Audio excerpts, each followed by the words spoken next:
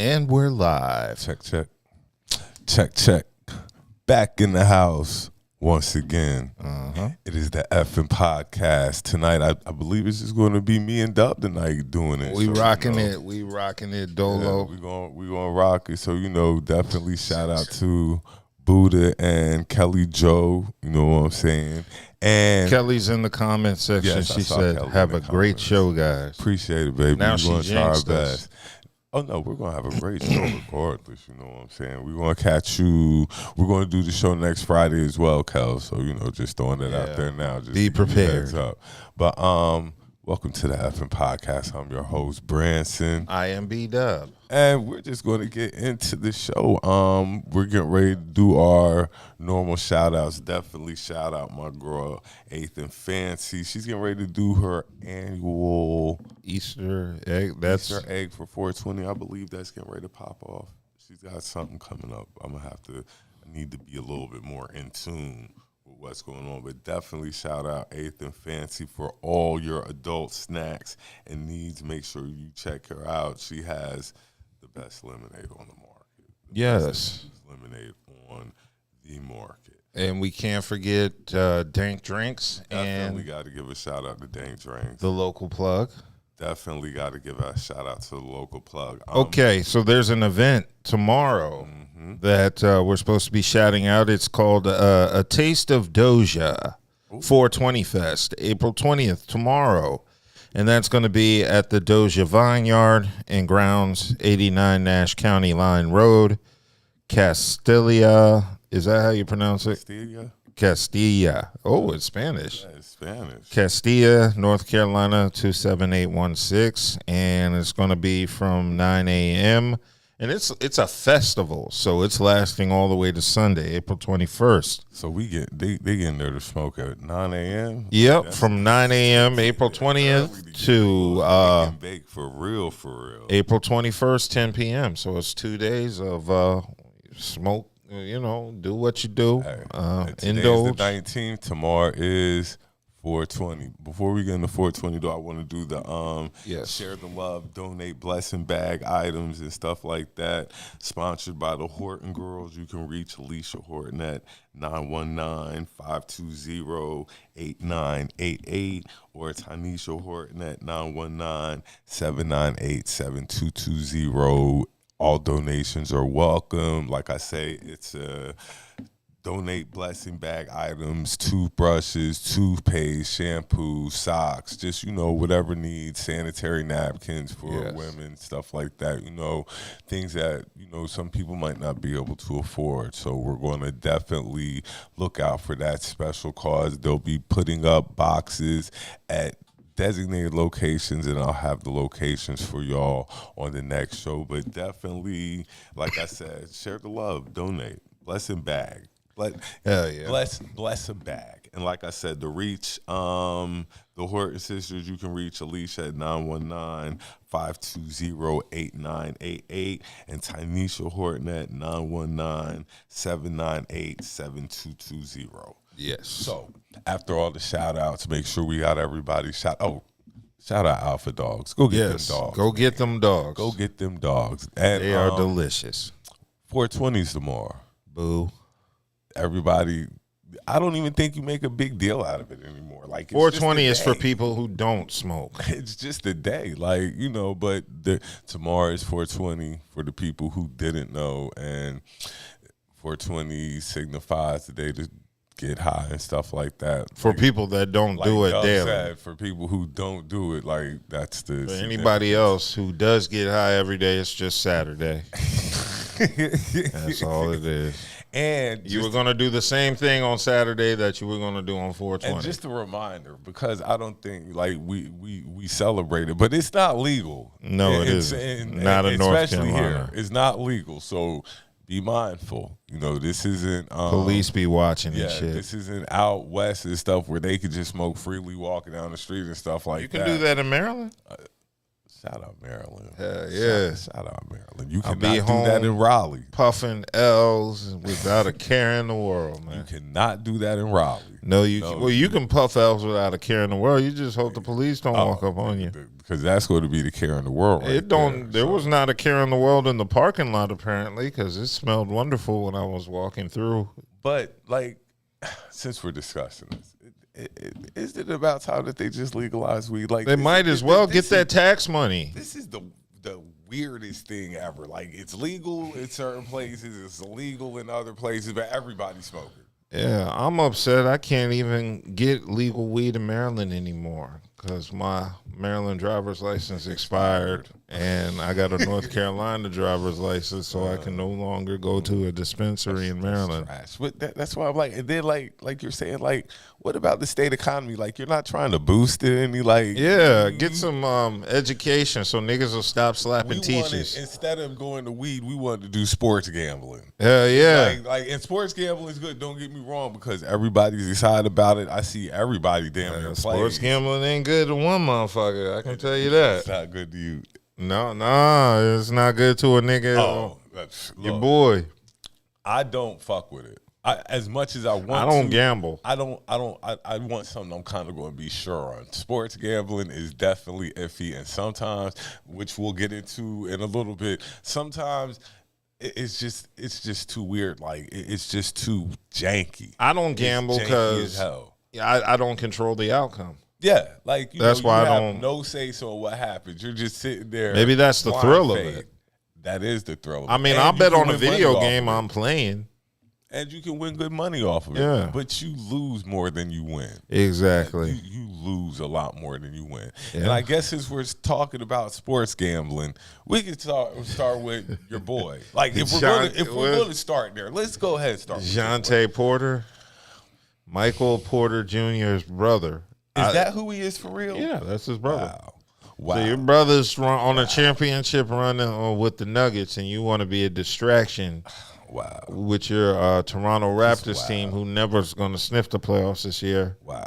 And you want to throw your career away to win $20,000. Just wow. You threw your whole career away. I'm sure your brother was the reason you got in the league, too, because Michael's nice. Well, his brother nice, too, but I'm sure your brother had said some, when you got a little pull, you can, but you threw away your whole career. You threw away your entire career. Away your career for 20,000. 20 bands, as they say. Yes. You threw away an NBA career for 20 bands. Yes. Insanity at its finest. Like, insanity at its finest.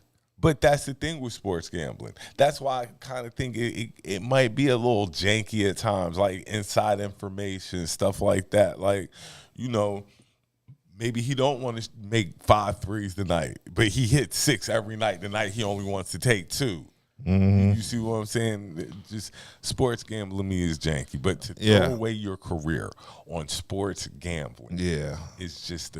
And was he betting on?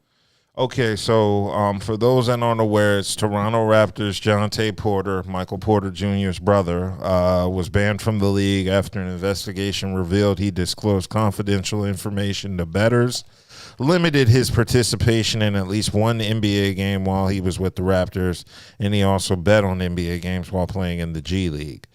So the NBA said in a release, Porter's ban as an investigation remains open and that it's sharing information with federal authorities.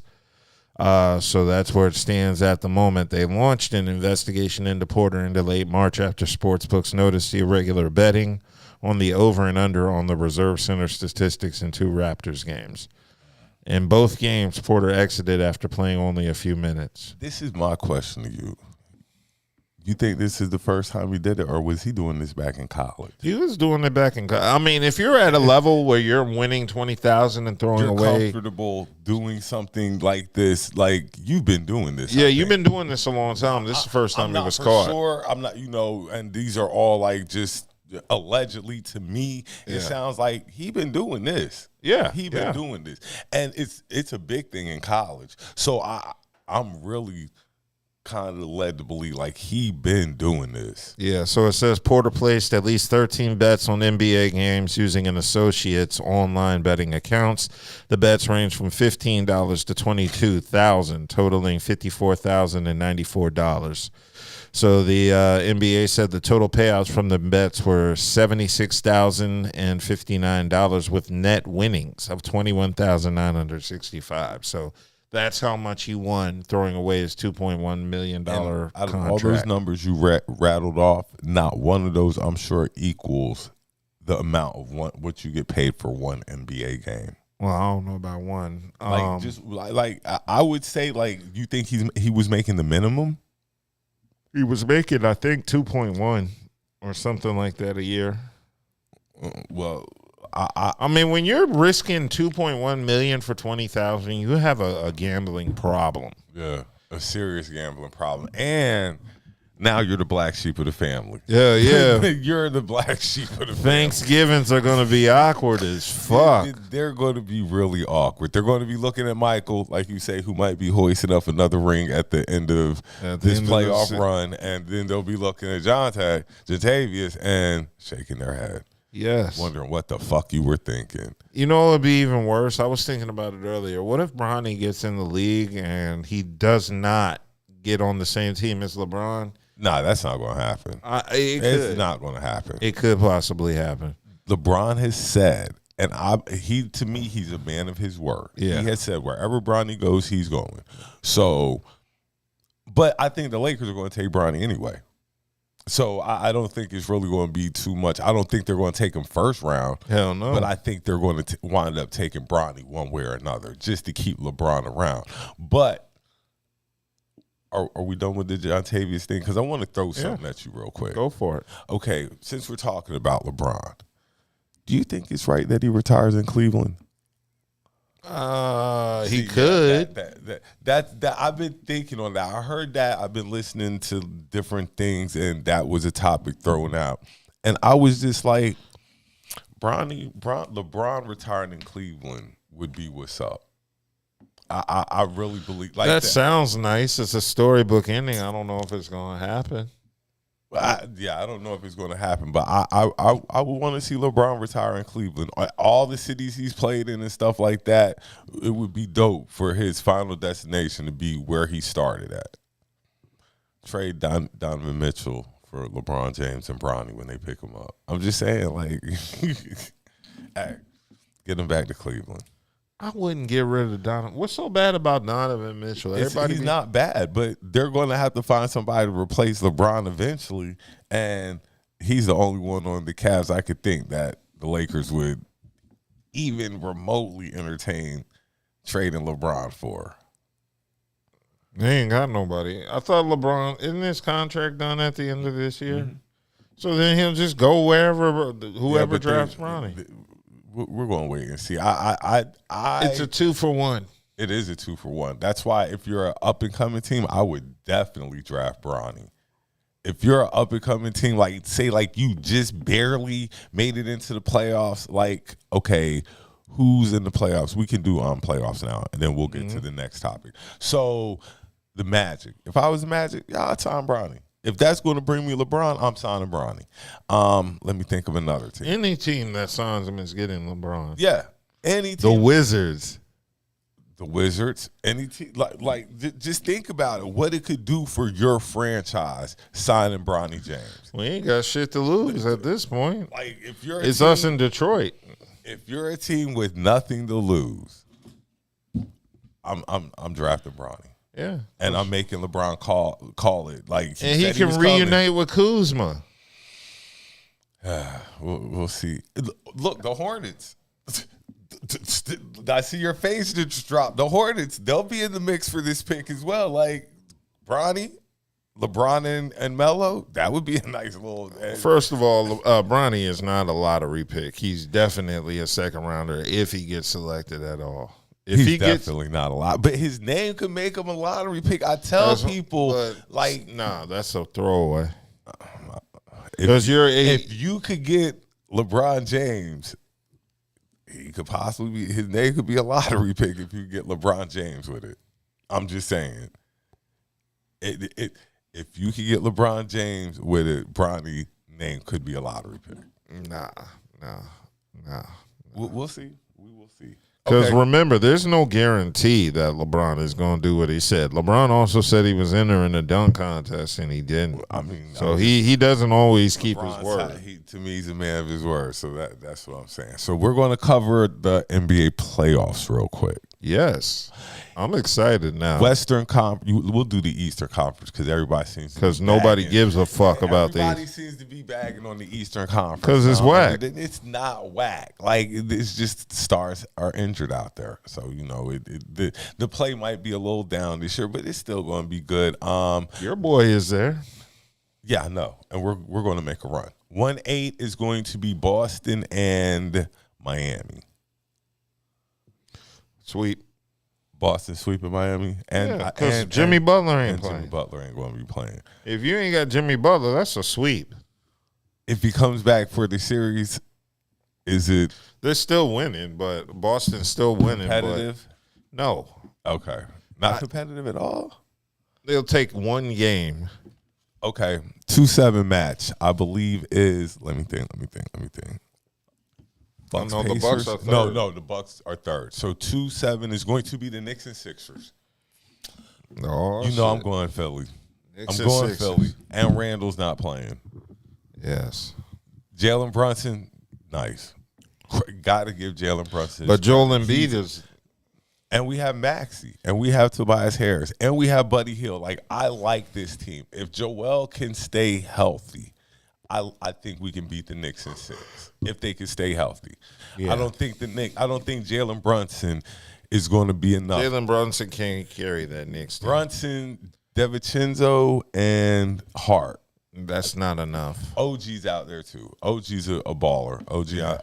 OG Anunoby. You know what the cool part about the Knicks winning is? I get to see all these people who are Knicks fans get excited. They do this every year. No. But this time they're extra obnoxious because they're 2. Exactly. They're the 2 seed, and to lose to the 7 seed is really going to hurt. It is. It's going to hurt. Yeah, I can see. Thinking like you're going to get to the next round automatically because you're a higher seed, but Philadelphia is not really a 7 seed. The Knicks are the Cowboys of the NBA. Yes, they are. They are. They have the most obnoxious fan base. They never win shit. They haven't won shit in over 50 years. They just Their really owner started making sucks. To the playoffs on a regular basis. Yeah. But I got Philly in 6. They're not a 7 seed, especially with Joel Embiid back. If Embiid is back and healthy, then they're definitely beating the Knicks. Not going to be healthy, but he's going to be healthy enough to beat the Knicks. He should have not played. No, because if you're saying the East is weak like that, why not make a run? Because you could possibly get the furthest he's ever been if he can hold up. You can make it. They ain't beating the Celtics. But if we make it to play the Celtics, that means we made it to the Eastern Conference Championship. We've never been that far. That'd be kudos off to him. That means nothing. That'd be the furthest we've ever been, and since you can't hang a banner since Allen Iverson and them. That'll be the furthest we've been since Allen Iverson. That was what was that? 01? Yes, I believe. 01. Damn. It's been a minute. Yeah, it's been a minute. So we'll take Eastern Conference championship games. Even if we don't win, it'll be a successful season. 3, the Bucks and Pacers. Bucks and Pacers. That's who's playing. I give Giannis is hurt. Oh, is he playing? Or Giannis is he playing hurt? Oh, he's out. He's out. Oh, the name. He's out a couple of games. I don't know if he's out the whole series, but I know he's going to be out to start the series. So that means and Doc Rivers coaching. Oh shit. That means if it goes Game 7, you already know what it is. Oh yeah. As a Sixers fan with Doc Rivers as a former coach, if it goes Game 7, you already know. Where it's going. It says Giannis is likely to miss the start of the playoffs. He's missed the start of the first round series. So if they can get past the first round with Doc Rivers coaching, the Pacers, if they have any chance, this was it. Yeah, this is it. This is it. With Giannis not playing, this is your chance. And the Pacers are decent. Yeah. Halliburton, Siakam, Turner. Okay, yeah, because I all I know is I know, Halliburton. I know, but they got a couple of players on their team. But, the Bucks still have Dame I keep time. thinking that Doc is the biggest hindrance to the Bucks. I keep thinking, like, if Adrian Griffin was still the coach instead of Doc, I think they would be all right without. I'll say this: in the first if round, the Bucks don't make it to the Eastern Conference Finals, Doc still keeps his job. but he's going to get shitted on. Oh, everybody's shitting on him now. As he deserves. But, the Bucks they just won the title 2 years ago. So they're actually upgraded with Dame on the team. Yeah. So we'll see, like, they'll be playing. I just don't understand how Dame and Giannis can't play together. That's baffling because Giannis is inside, Dame is outside. They should be able to make it work. But it's one ball. But that's what I'm saying. It's one ball. And everybody can't have the ball when they want it. It's one ball. And Dame's always been the man. Yeah. Giannis is the man Giannis is the man and won a chip. Dame is the man and didn't. Yeah, so you have to sacrifice, and I don't know if Dame's used to that, like sacrificing. No, he's the most clutch player in the NBA. That don't have a chip, but Giannis, Middleton. I think he's the most clutch player in the NBA, period. But Giannis, Middleton, and the boys have a chip, so you might have to fall in line. Yeah, but that's because they've been playing together with that team. True. Neither of those players could have got as far as Dame did in Portland with that team. I don't know. Giannis is unstoppable. Giannis couldn't have took Portland any further than what Dame took him. Well, okay. Who is the 4 or 5? Because that's always the best matchup. That's Cleveland, Orlando. Let me double check. That sounds right too. Yeah, that's interesting. Cavaliers 4, Magic 5.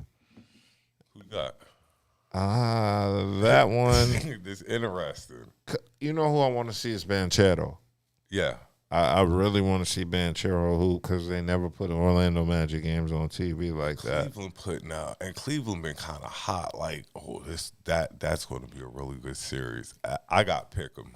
They got Jared Allen is the Mobley. Yeah. Is it Garland or Saxon? One of those. Then one of them get shipped to Utah. One of them got shipped to Utah. So they got. I think it's Garland. They got one of those guards. They're still there. I like Orlando though. I like Orlando. Yeah. Suggs. But Cleveland is beating them in just about. It just seems like every statistical category that matters. I'm going Orlando. I'm gonna go Orlando. Suggs and Banchero, the young. I'm just excited to see Banchero play because, like I said, he's a stud. Yeah, I haven't watched Orlando play. Another kid from Duke. We were having who came from North Carolina lately, besides Harrison Barnes, and we're just reeling off Duke products left and right. Duke has a bunch of players in the league right now that make a difference. Yeah, they were saying, Branson was saying earlier, like UNC players aren't in the league like that anymore representing. Not like that. Not like how Duke players are. And I know that's hard for Carolina Tar Heel fans to hear, but that's the truth. We were having a conversation about Harrison Barnes. He said Harrison Barnes didn't live up to the hype. I thought Harrison, he did all right. He didn't live up to the hype. You're right. And then we were naming players who came from UNC since Harrison Barnes, and that list ain't long. That list is Kobe White on it. That list is not long at all. Everybody who's came from UNC has not been a star since that Psycho time frame. T. Tyler Hands. Yeah. So, but Duke is just reeling them out, and and the way I like RJ though. RJ and Baycott might wind up in the league from UNC, but they got Duke getting ready to have Flag. Yeah, super. He going to the league. He's probably one and done. So, you think he's going to be a number one? Yes, that boy's amazing. Who was the last white number one? It wasn't the Galloping Ghost. The last white number one. Who was it? I'm gonna have to look. Was it Burignani? Wasn't he number one? Burignani? Yeah, wasn't he? He went to Toronto or something. I thought, didn't he go? Yeah, he went to Toronto and ended up at He was trash. Yeah. He's just trash. I'm going to have to look it up and see who the last white guy was that went number one. Should have been Luka the way he plays. It should have been. It should have been Luka the way he plays. No, Luka wasn't.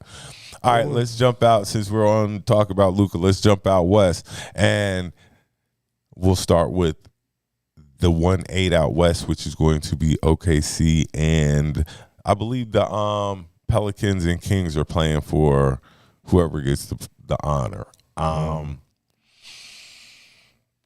OKC has come out of kind of nowhere, I guess, but you could see it in them.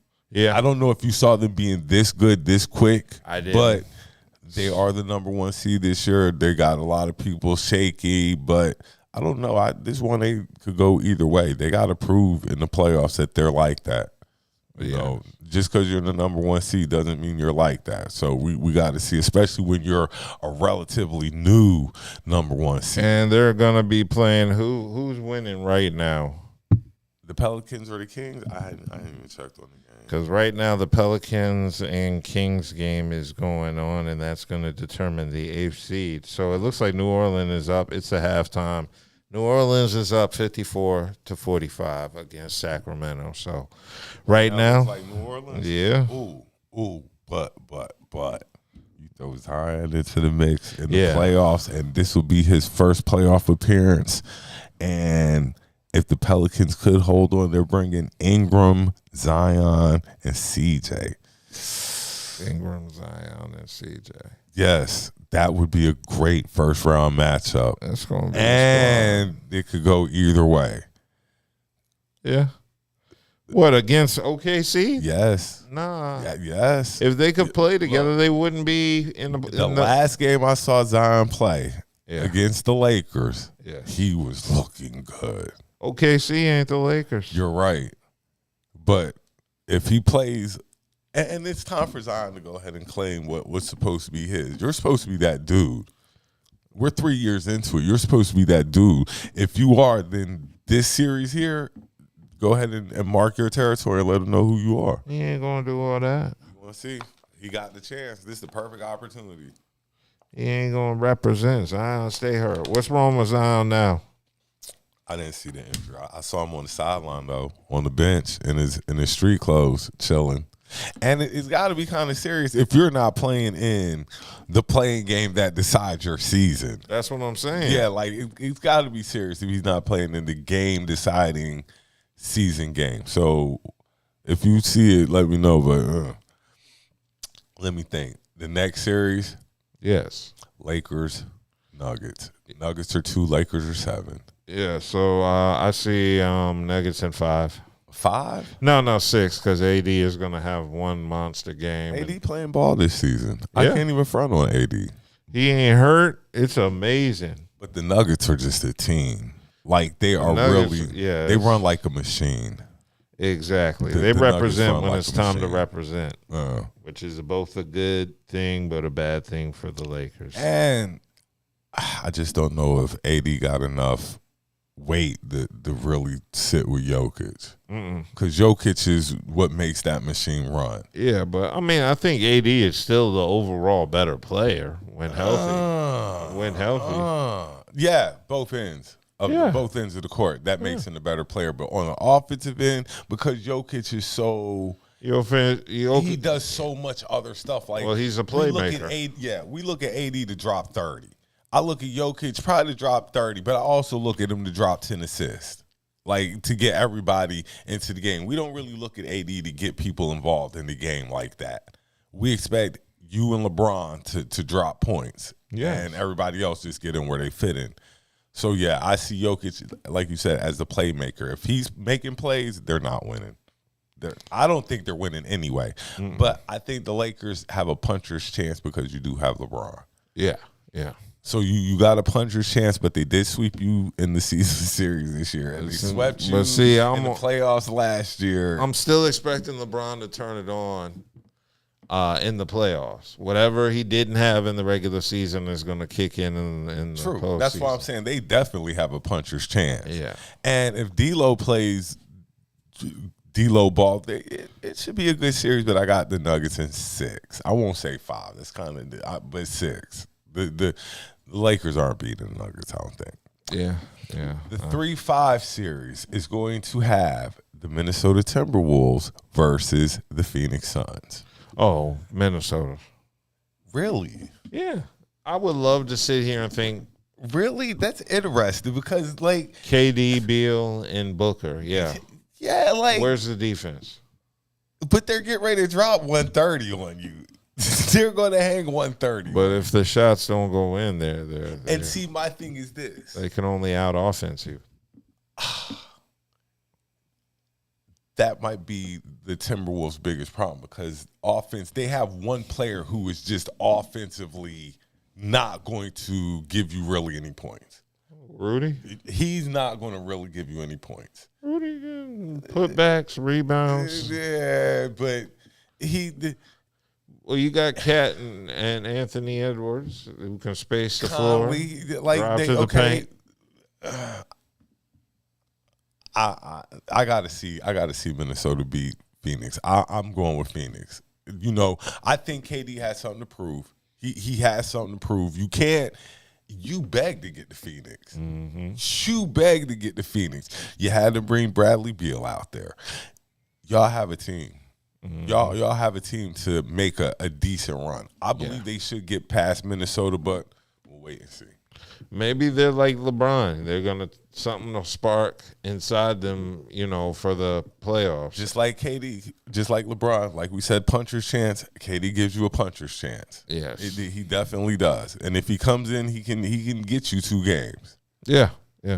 Book can get you 1. Can Beal get you 1? Yes. Okay. So that's what we're going to see. The 4 or 5 matchups. This is the game I want. The series I want to see. 4 or 5 the 4 or 5s are always the best. Yeah. The 4 or 5. Who's our 4? 4 is going to be the Clippers, and 5 is going to be the Mavs. Ooh. And they're counting on the Clippers. That's the main event. Yeah. The first round matchups, both sides. The 4 or 5 out East is a good one too. Yeah. So the 4 or 5s for each conference are going to be great. But this one. And what's crazy is, see, the Clippers, once again, are coming with a lot of expectations. People expect the Clippers to make a run towards the title. Exactly.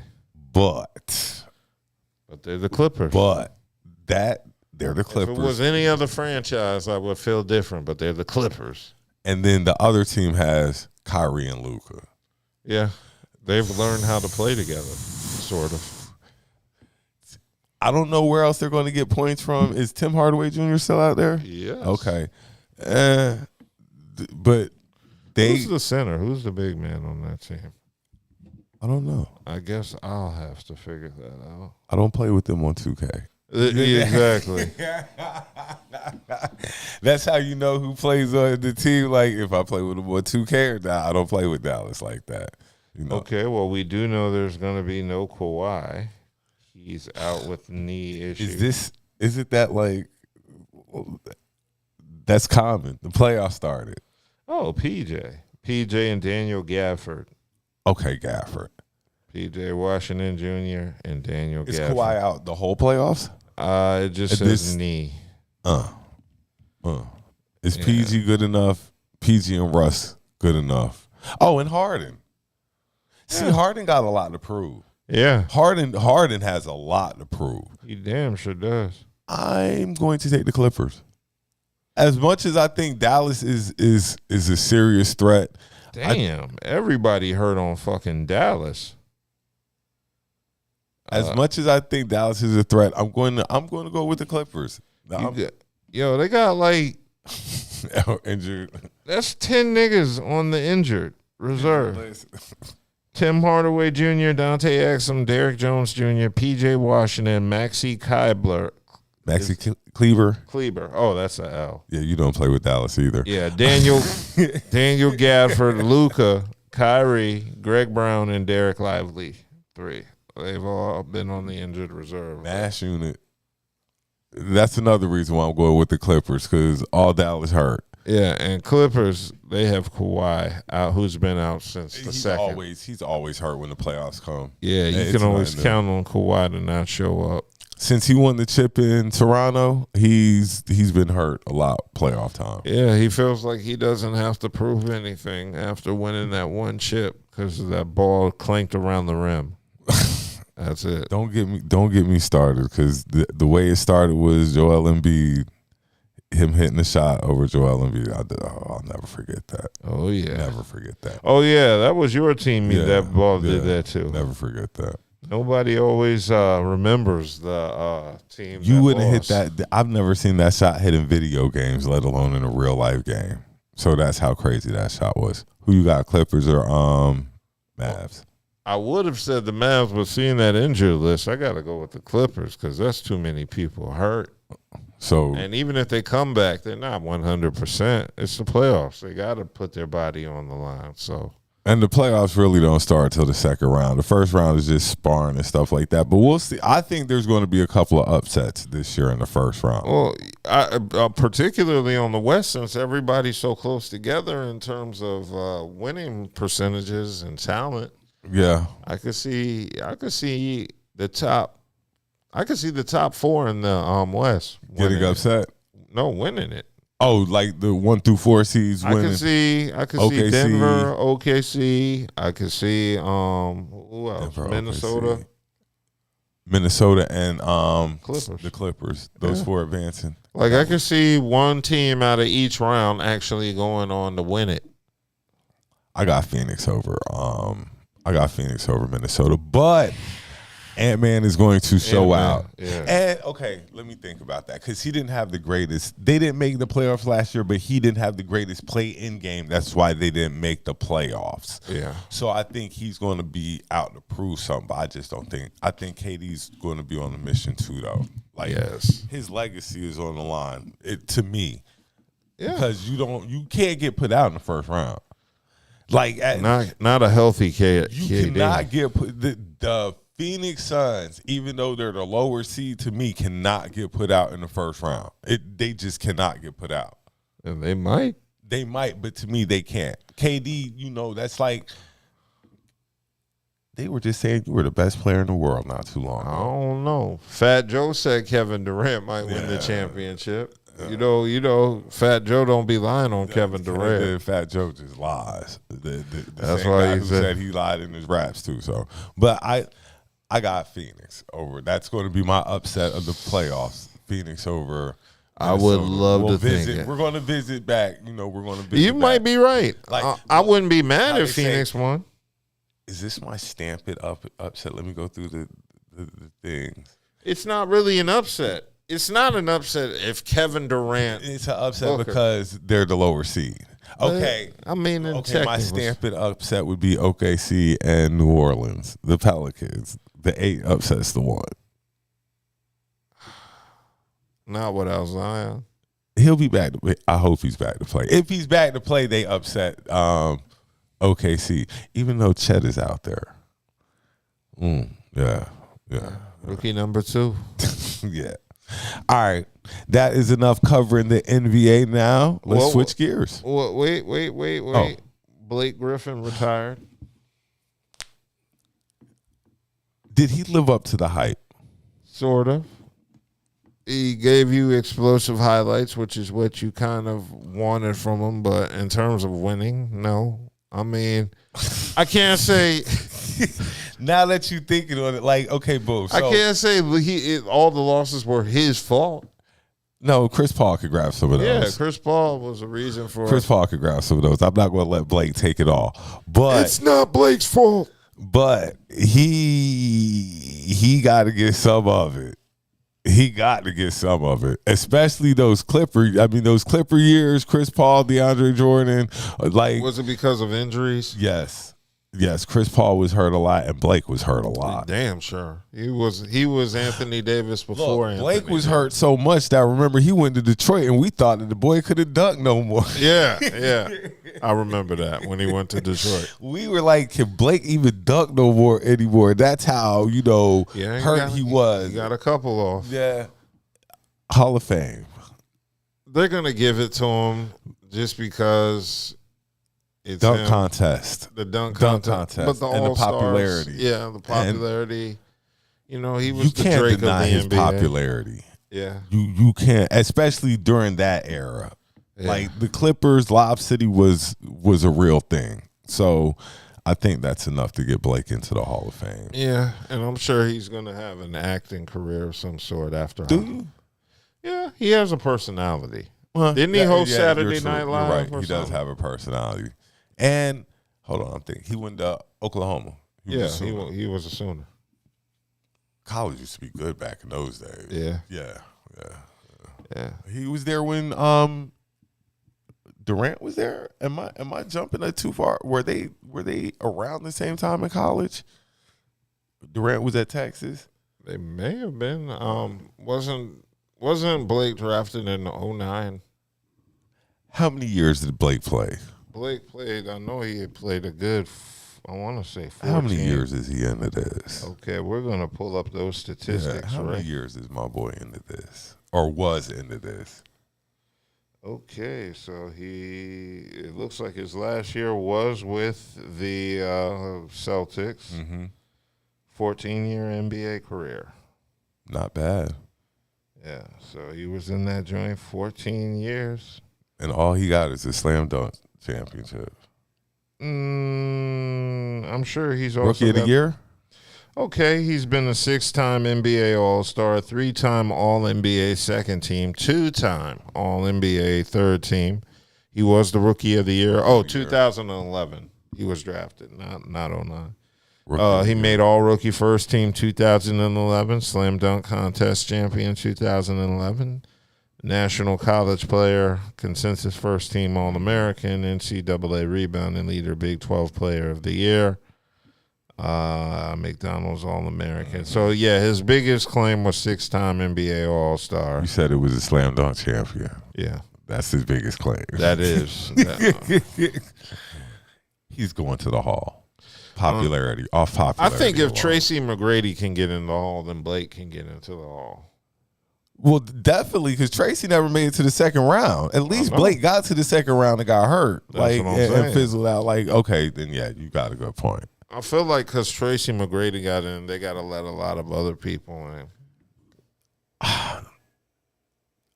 Do I think Tracy belongs in the Hall? He does, though, but he ain't win nothing. He didn't win nothing. He didn't carry a team anywhere because they never made it past the first round. And I just remember him from being injured all the damn time. I mean, he could hoop. Now he could hoop. If it wasn't for injuries, I swear it'd be a different story. We could bring a whole lot of players back into this conversation. I'd if it bring wasn't back for Brandon injury. Roy, Grant Hill. Like if it wasn't for injury, so. That just is. But yeah, I do think they let T-Mac in because of what he could have done, not versus what he did do. Popularity, popularity. Blake averaged 19 points per game, 8 rebounds, and 4 assists for career. How many points? 19. 19 and 8. He was 19 and 8. Damn, does 19 get you in the Hall of Fame? It can. It can get a point guard in. He wasn't the point guard. He was a shooting guard. But, I mean, if you're a point guard averaging 19, depending on what your assist and all your other stats were, but, I mean. Yeah. But he was a shooting guard. He was supposed to put that thing up. Like, yeah. He should have been averaging 25 at least. He wasn't a shooting guard. He was a power forward. Blake Griffin? Oh, I was talking about Tracy. Oh. Yeah. I thought Tracy was a small forward. 2-3, somewhere around there. He shot a lot. Yeah, he did. He should have. Well, I mean, yeah. But then I will say this: he didn't play a lot in the beginning of his career either. Well, no, just what 2 years in Toronto behind Vince. Yeah, he was on the bench and stuff like that. So how many years before he went to Orlando and blew up? Probably 2. Yeah, so I mean, it wasn't a waste. I mean, it took Kobe longer to be Kobe than it took Tracy to be Tracy. Yeah. It took Kobe longer than 2 seasons. All right. So let's go to the opposite side of the world or the opposite end of the game. WNBA. Look, I've got a lot of love for the WNBA now, and being that I never watched really a game, I think I might have watched when Spoon was playing, maybe when she was playing with New York And it was something going on and stuff like that. Wasn't it Teresa Witherspoon, yeah. When Spoon, I remember when Dawn played for the Sting, but I've never really been an avid watcher of the WNBA. But that is about to change considerably, especially seeing that the women that they just inducted into this year's draft. I'm interested in seeing them play. Yeah. I'm definitely interested. As we know, Caitlin went to Indiana. Number one, got Indiana on TV every game this season. And that's like her kind of town. Every game this season. Sold out. Every game this season. Already? All of them. That's phenomenal for the WNBA. This woman, and we're going to get into it in a minute. I'm going to go back to the draft, and then I'll get to Caitlin. So Caitlin went number one. Of course, we knew that, to the Fever. Mm-hmm. My girl Cameron Brinks. That big, tall. From Stanford. Yeah. Yes. Cameron Diaz looking model. Yes. She's so pretty. I think she's pretty. I really do. I think Cameron Brinks is a really attractive woman. She went number two. Yeah. Number three, hometown girl, go Gamecocks. Camila Cardoso went number three. Number four was who'd they go to? You gotta tell. Two went to. Oh, see, you gotta. I'm just saying, if I'm not familiar. I know number two went to, of course, Caitlin Clark, number one, went to Indiana. What's it called? The Fever? Yeah, Indiana Fever. Got the number one pick. Let me pull it back up. I'm sorry. I was more prepared. How did it go? So it was Caitlin Clark. You know what the cool thing about the WNBA was watching the draft was you saw the women how they were supposed to look with makeup and hair and nails and glammed up and shit. They were I think that's half the reason I was watching it. I think I was that pervert nigga looking at which ones I would try to smash if I had the opportunity. I think that's going to be another thing for the WNBA. I see the logos next to the names. I just okay. If you can, well, fuck it. It's a live streaming, nigga. Shit. I don't know what the teams are, but I see the logos of the team. Yeah, Cameron Brink and actually, who went number 2 and 4? They went to the same team too. Cameron Brink and Rickea Jackson. Rickea Jackson from Tennessee. They went to what team is this? Is it LA? Purple and gold. It might be. Purple and gold looks like LA. Awesome. So they'll be in LA. This is, like you say, this live stream. Yeah, this live stream with it. I just did not prepare like I should have. It's all good. But the draft shattered many viewer records and shit. It should have. It should have. These women have actually put on this year. I can't even front. And I got to give a shout out to my Lady Gamecocks. I was not here last week, but yes, they did bring in that title last week. My mom was so happy. My mom and dad were so happy. They had a parade and everything. Who was that Brazilian girl that went? Camila Cardoso. Okay, she was number 4? Yes. 3. I didn't know she was foreign. Yes, she's from Brazil. Yeah, I heard her talk and it was sexy. Yes.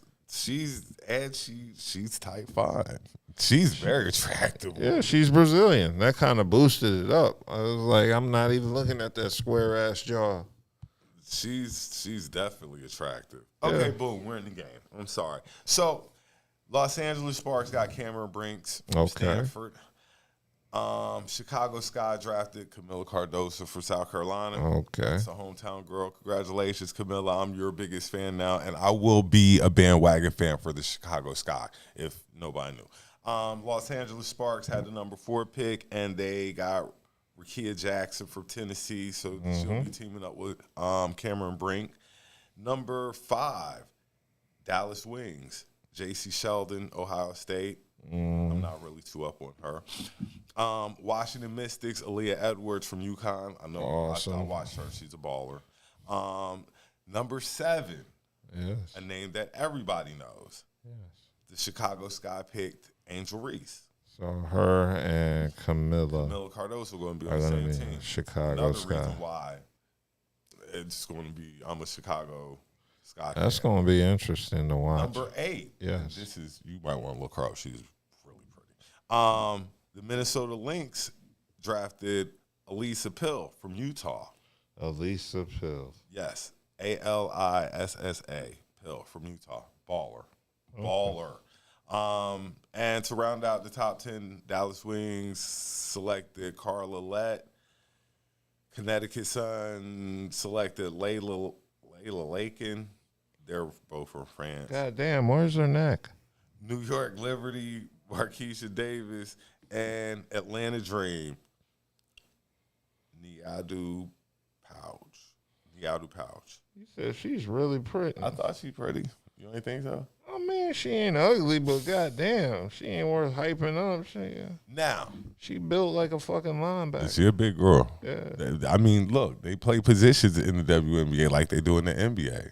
She's going to be probably a center or a forward. Okay. Yeah. The news about Caitlin Clark, she went number 1 as we knew, but she also landed a shoe deal. Oh, yeah. Which brought into context why other women in the WNBA don't have shoe deals that have already been in the WNBA. One being Asia Wilson, Gamecocks, another Gamecock product. And I hate to say it, but it's just plain and simple. Caitlin Clark does numbers. Yeah. And I don't think, not knocking Asia, I love Asia. She's probably the best player in women's basketball right now, but Caitlin Clark she's not has the Caitlin marketing. Clark. Yeah. She's not Caitlin Clark. Caitlin Clark is a needle mover, as we can see. She's the new Larry Bird, at least facially. But what this will do though is it will get Asia a shoe deal. Yeah. Because now people it's going to open the doors. That's what you needed. You needed a game changer. Caitlin Clark opened the door. Now you're going to see different females getting these shoe deals, custom-made shoes. I think Caitlin might be the first one. Mm-hmm. She's the first one with her own custom shoe. And The first, WNBA player? I believe so. No other WNBA player ever had a shoe. I'm not sure. I'll have to look. I mean, think Shamika might have had one. I just find that weird. Candace might have. Yeah, I'm like Candace Parker didn't get a shoe. You can look it up real quick. But a lot of to-do was made about Caitlin Clark getting her own shoe. And she deserves it. You can't even deny this woman deserves it. She's got, and I'm going to be honest, she's got all of white America watching her play ball. All of white America basically watching this young lady play ball. And then I guess all of black America watching this young lady play ball to see her lose. So 12 players in WNBA history have had their own signature shoes. Okay. And I can name them. It says Rebecca Lobo, Lisa Leslie, Dawn Stanley, Cynthia Cooper, Nikki McCrae, and Shamika Holtzclaw. And active players include Diana Taurasi and Candace Parker. Okay, well, then Caitlin just bringing more spotlight to the game. And they deserve it. And it's not just going to be Caitlin. Angel Reese is going to have eyes on the game now. Camilla Cardoso is going to have eyes on the game. Cameron Brink's going to have eyes on the game. Any WNBA player who's attractive. They're going to have eyes on the game now. Yeah. And once again, the argument comes up because salaries came up. WNBA just supplement it with an OnlyFans page. Go support their OnlyFans page. Go support the WNBA. If you want these ladies to get money, go buy tickets, buy jerseys, the same stuff that you do for the NBA that makes it so great. You know that's why these NBA players get these astronomical salaries, and then you get upset because you see these ladies making $90,000, which it's funny. It's fucked up. It's funny when you see the pay disparity. Go to these games. Go to the games. It's the NBA brings in like $13 billion annually, and the WNBA brings in like $200 million. It doesn't. This says it all. Compare. That's it. And I need to do my part. I probably won't be making it to any Chicago Fever games. But What about not when Chicago they play? Fever. I'm the Chicago Sky. I would probably won't be making it to any games because. What about when they play in Charlotte? Does Charlotte still have the Sting? I don't know. I have to see if the Sting's still there. I don't think so. But in the worst case scenario, you can drive to D.C. and watch the Mystics. True. Yeah, I don't think the I don't think a WNBA game is worth the 5-hour drive. Not for me. Nah, the Sting is not. They're not. No more. Like you said, I'd have to go see the Mystic. Or what? Doesn't Atlanta have a team? Atlanta has the Dream. Yeah. 6 to Atlanta, 3 to DC. 6 to Atlanta. You said 3 to DC? 3, 2.5, 3 hours. Nigga, 5. Oh. Damn, we might as well go to Atlanta then. That's what I'm saying. If we go. The only difference is go to Atlanta then. Damn. Okay. I'll say the drive to Atlanta is a little more peaceful because you're going down 85. You're on 95. I'm about halfway. The traffic. Northern Virginia gets you upset. It's worse when you're driving from North Carolina to D.C. because you're used to driving and then you hit that stop. It's better to get the stops out the way when you're going the other way, and then you hit that smooth patch. Oh, well, then we might be making a road trip. It's a reason to go down to Atlanta too to go see the boys. Yeah, I see he got a food truck popping and shit like that. Oh yeah. Delph got bass and treble cafe reopened. So we'll look at the schedule and see when Chicago Sky coming to play the Atlanta Dream. And I don't know, we might go down there and check it out. You might go down there. I mean, I go to Atlanta. Not I ain't go to the game. That's crazy. Not unless I got a freeway in. We'll figure that out. Hopefully, I hype up the USC girls so much that are in the WNBA that eventually they just be like, "Come see us play." Like that. That'd be nice. That's what my goal is. I'm just hyping up. And it'd be Cardoza, Camila Cardozo. And then they got the Gamecock girls got stars coming up. Like Camille Cardozo is just the one right now. They have this girl Malaysia Fawali. Oh, this girl is. She's the truth. She's a freshman, guard, truth. All right. So I think that covers the sports section of the show tonight. Let's get into some topics. Awesome. We can keep it local with what happened. No. Could the area that we stay in entertain a WNBA franchise? Okay, so basically, let's break down the whole synopsis. Okay. So, Nightcap, Shannon Sharp and Gilbert Arenas were discussing WNBA expansion and franchises where they could possibly thrive. And both Shannon Sharp and Gilbert Arenas happened to mention the Raleigh-Durham area, saying it would thrive. And basically areas where there are a lot of schools that could filter athletes into the franchise. So the one area they did mention by name was Raleigh-Durham, and Chapel Hill, of course, the Triangle. And that led to, do you think the WNBA or Raleigh-Durham, this area could sustain a WNBA team? To which I say, yes. And they'd love their team. Yeah. They'd love the hell out their team because there's not a lot of teams in Raleigh. So the Hurricanes get crazy support down here. Yes, they do. A WNBA franchise here in Raleigh would be dope, and they would love that team. And women's basketball, like I was telling Dub, is big in this area. Yeah. The Tar Heel ladies are good, the Duke ladies are good, and the North Carolina State ladies are good. Speaking of North Carolina State ladies, I met a couple of the players this week. Sweet ladies. They came into the job. Awesome. They came into the job. I knew she played ball because she was 6'7". When not too many women. What if she didn't play ball and you just insulted her? What are you trying to say? Then you play volleyball. Yeah. But you're not. You played some sport, especially as a female. Now, as a guy, you see them all the time. Yeah. You play ball? No, I ain't never picked up a ball. Dude, you 6'8". I never liked sports. Like, women take advantage of what they have, like, to get through school, things of that nature. You know, they take advantage of what they've been given.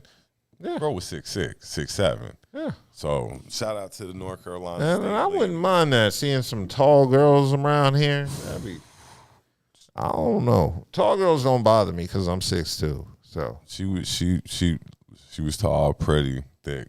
Yeah, and when you 6'7", you gotta date niggas shorter than you. You ain't gonna be holding out for no NBA. Gotta, cause I mean, how many niggas you gonna get at 6'7" as a female? Cause I figure like you're going to be around those type of like. I mean, yeah, you might be around some college athletes. You don't have no 6'7" female teachers. Like she's saving that pussy for DJ Burns. 6'7" female doctors and stuff. Exactly. Like I believe these women are in that. Well, I mean, yeah, that circle. Like if you're that tall, then you played the game, so now you're in that. You can't fuck everybody that's taller than you. I mean, saying, like, you think men NBA players do that? Like, yo, I gotta find a woman short. No, they're all shorter. Yeah, but you know, most like. What if she wants some dick like in the middle of the night or something? You think she's filtering niggas by height? This goes back to the conversation we had about could you deal with a chick that had bigger shoes than you? Because you know if she's 6'7", her shoe bigger than yours. My shoe is huge already. So hers going to probably match yours. Nigga, I'm a size 15, man. Your 15 men's is sitting next to her 17 women's. God damn. First of all, god damn. I don't think I've ever fucked with a woman with feet that huge. If she's 6'7", she don't wear a 10. I don't think she wears a size 10. God.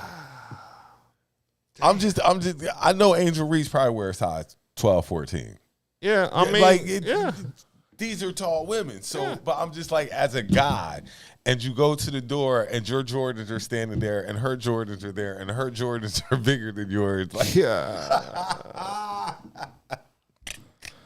That fuck up. Yeah, yo, what if you could put your girl shoes on to take the trash out? That's fucked up. Bro, that's a wild thing. That would really have you thinking. Like, that's some emasculating shit. Put my girl shoes on to take the trash out. Yeah. So as fine as I think Cameron Brinks is, she's gorgeous. Like her size 16 at the door next to my size 10. Yeah. I could deal with it if she's that tall. Of course, if she's tall, she's gonna have some huge ass feet. I could. That's deal really with it. Emasculated, like you said, though. But yeah, that is kind of emasculating. You know what I was saying? What is worse, being 7 feet and never playing basketball, or being 5'3"? Like, what's worse, being overly short? It's got to be 7 feet. That's what I was thinking. It's got to be 7 because you missed out on your blessing. The Lord made you 7 foot to get some money. What if you ain't coordinated enough to play basketball? You can still get in that circle though, because you're just tall now. So people are going to be like, "Well, he tall. He just stand up under the basket." You know what I'm saying? He don't really have to he affects the game by just standing there. Yeah.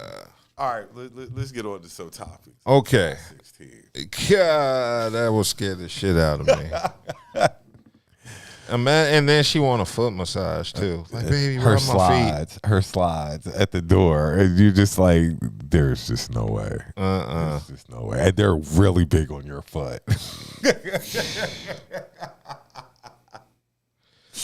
Okay, let's get into these topics. Right, we'll start locally in Winston-Salem. I know you saw that video earlier. A North Carolina high school student was charged after he allegedly slapped his teacher multiple times during a viral profanity-laced classroom ran earlier this weekend. It happened at Parkland High School in Winston-Salem. And I saw the video. The kid smacked the shit out the teacher. It was a transgender. I didn't mean to laugh. No, it's cool. I didn't mean to laugh. It's not my kid that's going to jail. And if I was in class, I probably would have been giggling. I mean, I would have. Yo, I've laughed at some real fucked up shit in my life, and I didn't realize it was fucked up till I pondered on it. teachers don't go to school for this. No, they don't. Teachers don't go to school for this abuse. And kids are super disrespectful these days. Like, as much as I love kids. Like, kids are our future, as we know, and stuff like that. But these kids are just disrespectful little fuckers. I don't know what set it off, but yeah, the kid was there and smacked the shit out the transgender teacher. The teacher was unfazed, and the student still kept talking shit. So then the teacher says, "Do you think that affected me anyway?" And the teacher sat back, and so the kid said, "You want me to hit you again?" And the teacher said, "I don't want it." But then the kid smacked him again, and this time knocked the glasses off their face. He said, you ain't gonna do shit because you a bitch, and ain't nobody even coming. You got slapped. Bitch, go back to teaching. That's what the student said. That's crazy. That's crazy. No teacher needs to be put through that, anything like that, especially from a student. Like, exactly. You don't go to school. You don't go. That's not your job. Your job is not to be ridiculed by students, for students to put their hands on you, for things of that nature. And like I say, these kids are just disrespectful little fuckers now. See, that's why I couldn't be a teacher. Definitely couldn't be a teacher. Yeah, you ain't slapping me twice. As soon as you put your hands on me, I'm dragging. Exactly, I would have lost my job that day. All through the school. Yeah. And we're gonna be some fighting motherfuckers. Yeah. And kudos to the teacher for keeping their composure and not, because I'm not one to slap me and I turned out the cheek. You slap me and I'm dog drag you. And here's the fucked up part: the kid had a hoodie on, so you could easily grab the hoodie, pull it over his eyes, and just slam uppercuts. But he wants to keep his job. He want to go back to work again. Some jobs ain't worth keeping. No, you ain't about some jobs definitely are worth keeping, especially certain situations I that make lose my dignity for less than 6 figures annually. I mean, especially in certain situations that beg of you to exhibit just exemplary candor. Like you're just like, I couldn't be a teacher. And it's not even I would hit a kid. It's shout out all the teachers out there. It's my mouth. I know I would say something to a kid to fuck his world up. That's what would get me. I wouldn't put hands on him. Shout out to all the teachers out there going to work, getting it, because I know it's a tough job. I know it, and I know they ain't paying nothing. That's why I couldn't be a teacher. Everybody wanted me to be a teacher at the college, and I was like, there ain't no money in that shit. And I remember the hell students put teachers through when I was in high school. I'm like, I don't want to go back to high school after leaving high school to teach high school. And then I guess on this accord, it's like teachers have to be held to even higher standard, because like you say, you're dealing with kids. These little kids disrespectful. You gotta deflect a lot of stuff that they be doing. And you can't even supplement your income with OnlyFans as a teacher. Then you'll lose your teaching. Like you can't do it that way. So it's like. So shout out to all my teachers out there. I was going to read out. So on Tuesday, basically the student was charged with 1 count of communicating threats and 2 counts of misdemeanor assault with the Forsyth Sheriff's Office. So they did arrest the juvenile, as they're calling him. I thought they would have released his name because you can't. I know, but he's black, and of course he's black sometimes. So. But yeah, this happened at Parkland High School. So anger issues. Definitely got to get that kid in counseling. Yeah, got to get him in counseling. Or maybe he's a kid who never got his ass whooped. Or you just don't respect authority. Yeah, you picking on somebody like that. When you picking on people like that, I don't know if you can fight or not. Like, you have no respect for authority, none at all, and you're just a disrespectful. If you slapping the teacher, popping shit, and slapping him again, I don't really know if you got hands or not. Just disrespectful fucker. All right, what else we got? Okay, so there was also a recall on them ugly ass Tesla Cybertrucks. So me and Budha are driving home to go to Columbia 2 weeks ago, and I saw one pass on the other side of the road. Yeah. That is by far the ugliest thing I've ever seen in my life. And I thought they recalled them so they could change the body on that ugly ass truck, but obviously it's having problems. So the truck is just, God Christ, ugly. It's ugly first and foremost, but they're recalling it due to the vehicle's accelerator pedal getting stuck. So they said with enough force, the pedal could get stuck, And you know what happens when you have a gas pedal that's stuck. But you know, all these damn rappers, that's all they got. That's the only picture you see of them with their damn Tesla truck. That shit is ugly as fuck. Everything to me that's expensive be super ugly. They're the Balenciagas of fucking SUVs or whatever the fuck that shit is. Ugly. This shit's built like a tank almost. Like it's like a new age Hummer. It's ugly. It's ugly. But y'all just keep giving Elon y'all money. Just throw it to him too. Yeah, just can't wait to get it. Yeah, and he be using it to save Gotham City. We know that nigga bad, man. And then half the time the shit get called back. Yeah. Like he throw y'all some new shit and it don't work right. But y'all be ready to jump on it. Rappers love that truck. I've seen several of them. My new truck. Like, yeah, I've seen them around here. And you know a truck is popular when you see it in Raleigh. And that's like one of West Side's favorite lyrics is Tesla truck. Riding in his Tesla truck. You know, I love West Side, but okay, we could retire the Tesla truck bar. Yeah. They said as a workaround, though, the brakes still work. So if you're ever... if you're speeding out of control, at least you can slam the brake on. And I hope that overrides the gas pedal. So, yeah, that's pretty wild there. So, if you own one of those cars, definitely make it, especially if you on the road. And it's $100,000, ain't it? Yeah, they probably are. It's $100,000. Hey, didn't you see that NFL player there was a video of it, and I forgot the NFL player's name, but he was on a rookie contract. They were trying to hit him up. No, it's over. They wanted $215. $215? Now, this might have been when it first happened. I don't know if they're that. Well, it might be right, man. That might be right. No, we got Google right here. Let's find out how much the price is. Tesla truck. Like, the cars are 60, 70. The price of the Tesla Cybertruck starts at $81,000 and goes up to $101,000 depending on the trim and options. Okay. Damn. So they were trying to fuck that NFL player over because yeah. And the NFL player was in the office trying to do the paperwork. Like, how much is he got on the phone with his account manager and asked him, how much is this going to run me? And the account manager said, do not purchase. You said he's a rookie? It was a rookie? Yeah. And that's the first thing you running to go get is a Tesla truck. Oh, boy, they just be throwing that money away.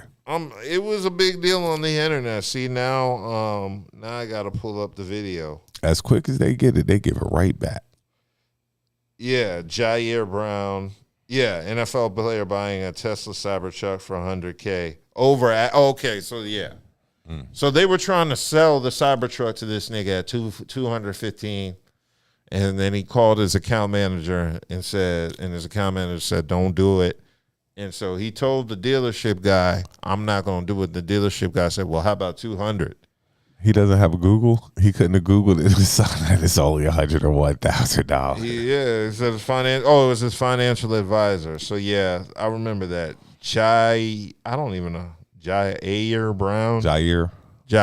Okay, so it's not pronounced phonetically. Damn, they were trying to sell it up at 130% markup. They were trying to beat my boy.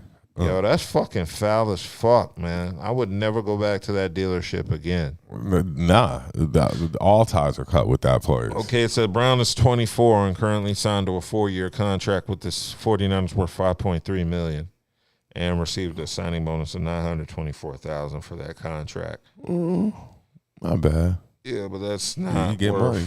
$200,000. You ain't got that type of money. Not yet. Like, that's why I don't understand. Like, you get $5 million and then you want to go. The first thing you want to do is get a $200,000. Well, that's $5.3 million over 4 years. So, mind you, you ain't even got to your bills yet. Yeah, your yearly bills, and you already spending $100,000 just on a car. Yeah, that's like crazy. 1.5 a year. And who's to say you gonna get a second contract? Exactly. Playing in the NFL.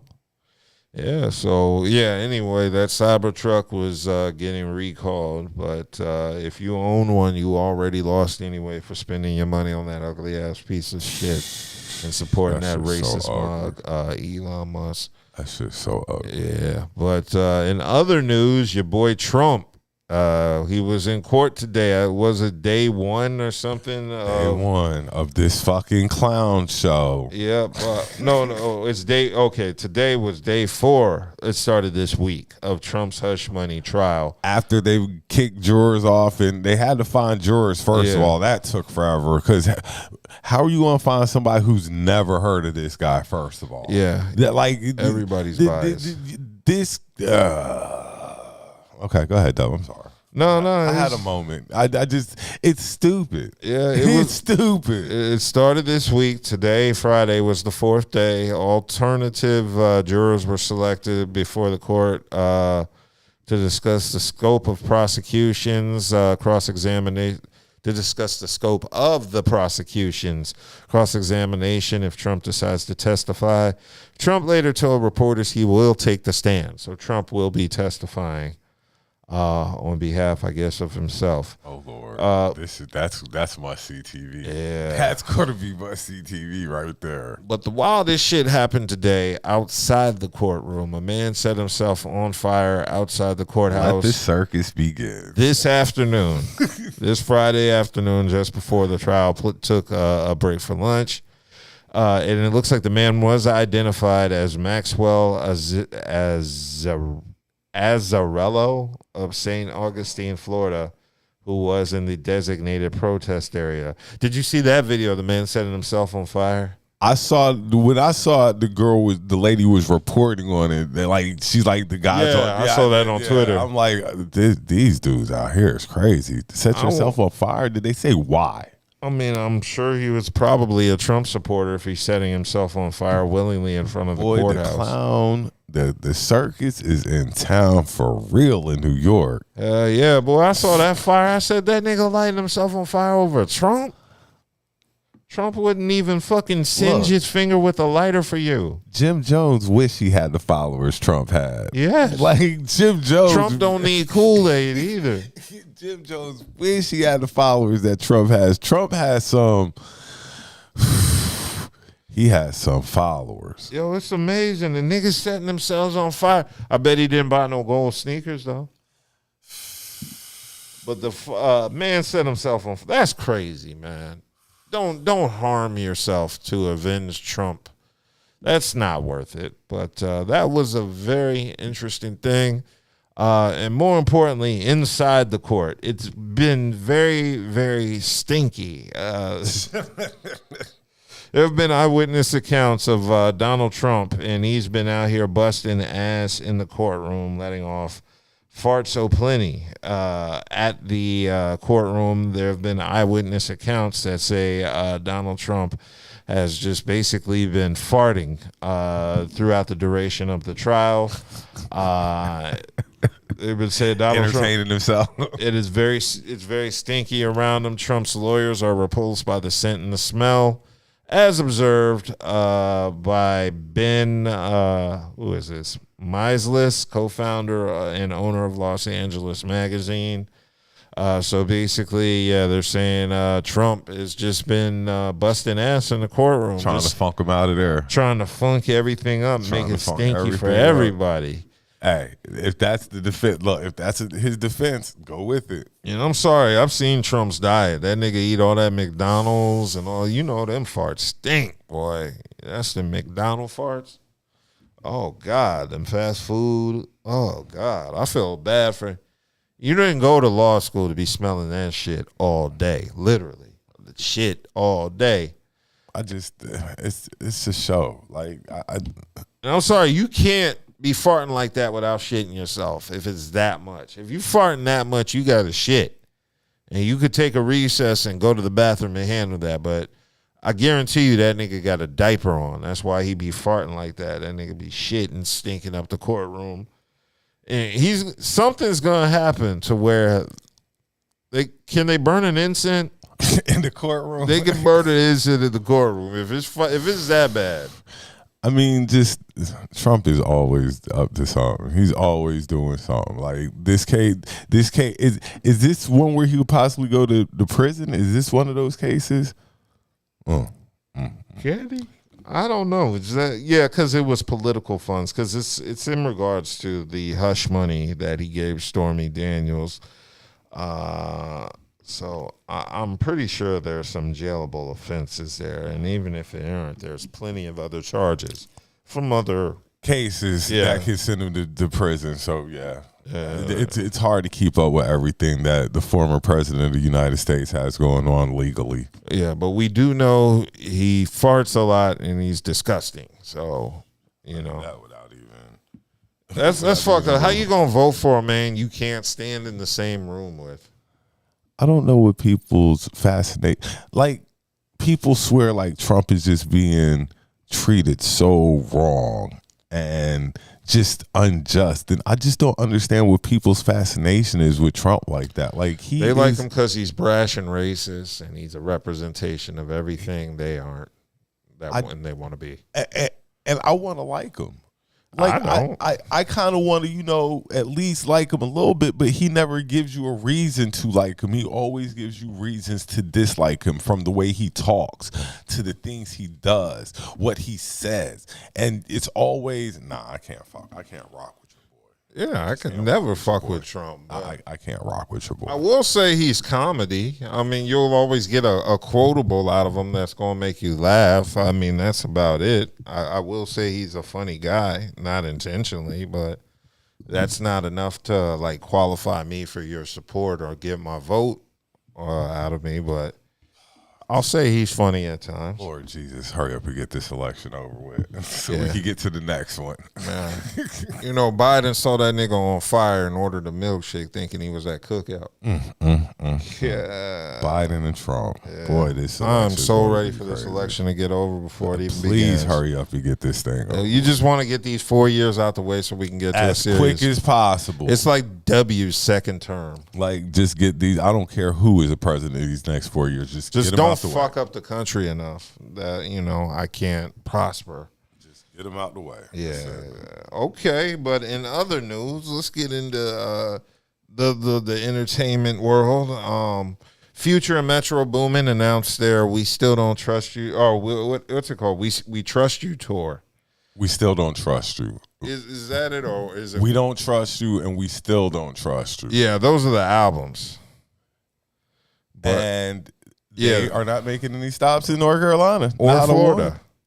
Why aren't they coming here? I don't know. I figured that's their demographic. I thought they love Future here. I would have figured they definitely would have been stopping here. Nope. Yeah. The We Don't Trust You tour. Okay, so it's gonna be in Oakland and everywhere but North Carolina. Yeah, that's weird. Doesn't Future normally do North Carolina? I thought he did. At least Greensboro or Charlotte. Yeah, I'm used to Future coming to... You didn't go to none of the cities. None of them. Not Charlotte, Greensboro, or Raleigh. Like, this nigga dirty. Just shitted on every state around that Georgia. That's dirty. But then Utah gets to go see Future. And that's fucked up. Salt Lake City gets a show before North Carolina or Florida gets a show. Well, Carolina, period. He's not coming to South Carolina either. Nah. I'm very disappointed in Future. He's going to be, oh, shit. And like you said, I would figure he would have came here because he know those tickets would have sold here. Yeah. Without a doubt. They love Vegas. These niggas going to Vegas 1, 2, 3, 4, 5 times. God damn, these niggas got 5 shows in Vegas. They can't get a Raleigh date. You don't want to come to... Not like I was going to go see her, but... I wasn't, but I just found that weird. Like, I know people who you would have sold out here. You would have sold out in You would have sold out in Florida. He would have definitely sold out the PNC here. He could have sold out like 3, 4 cities in Florida. Mm-hmm. Nigga, you could have sold out Miami. It's personal. Tampa. We ain't going to forget this one.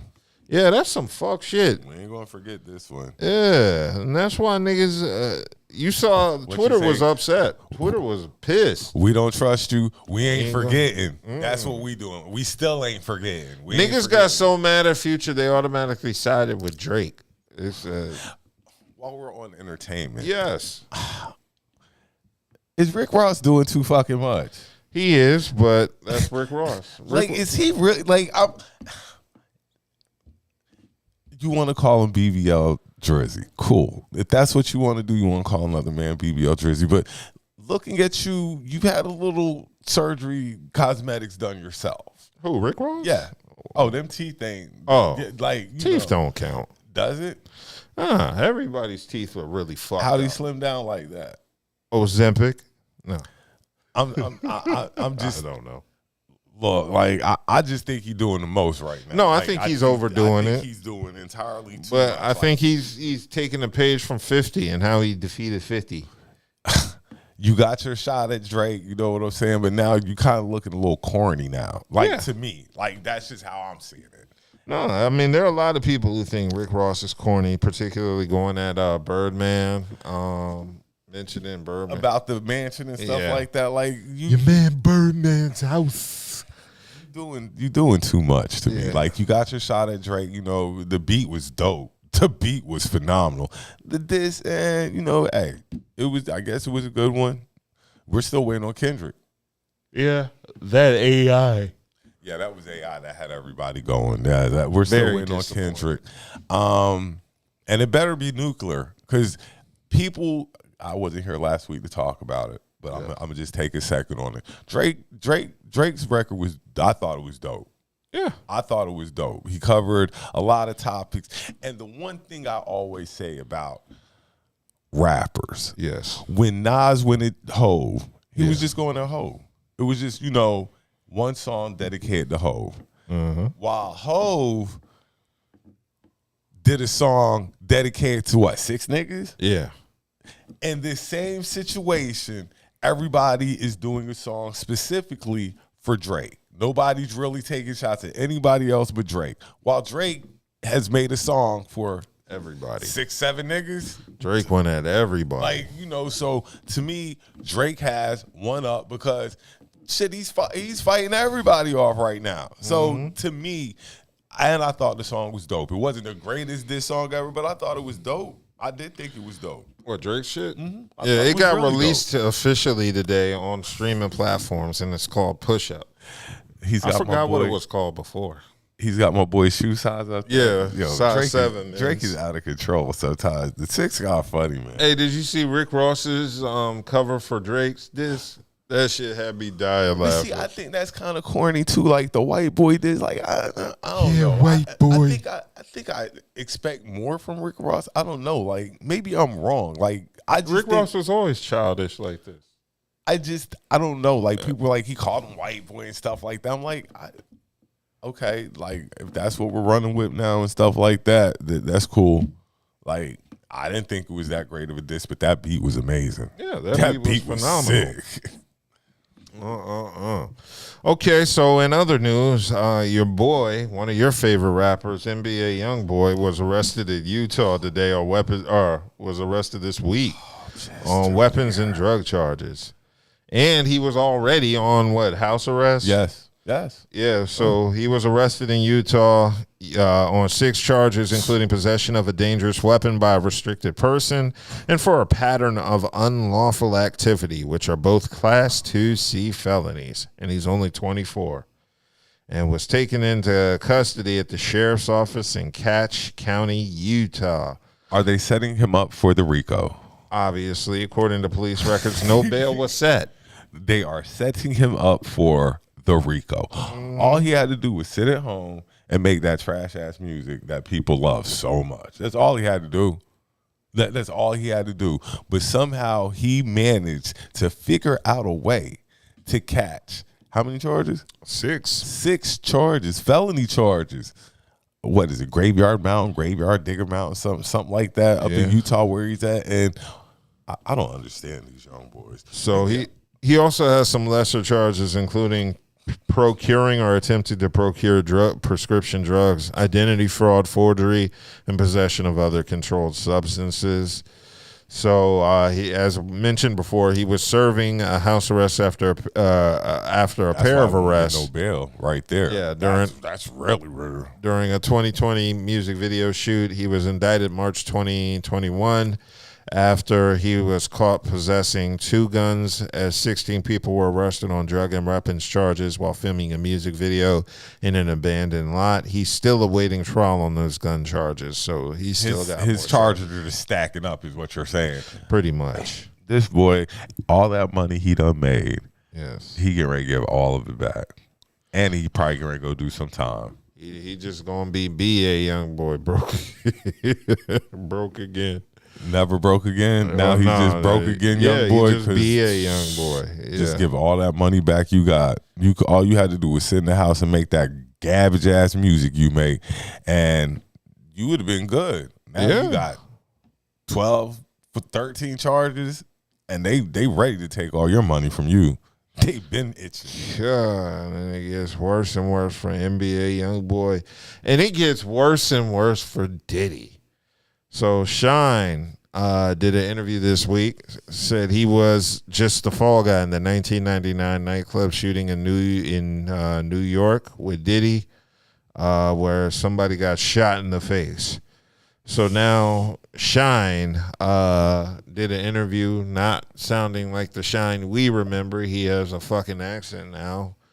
What he does something. He's from Belize. Yeah, but he does something for Belize. Like, is he the president? I don't know what he is. He's something in their government. He's the leader of the Belize United Democratic Party.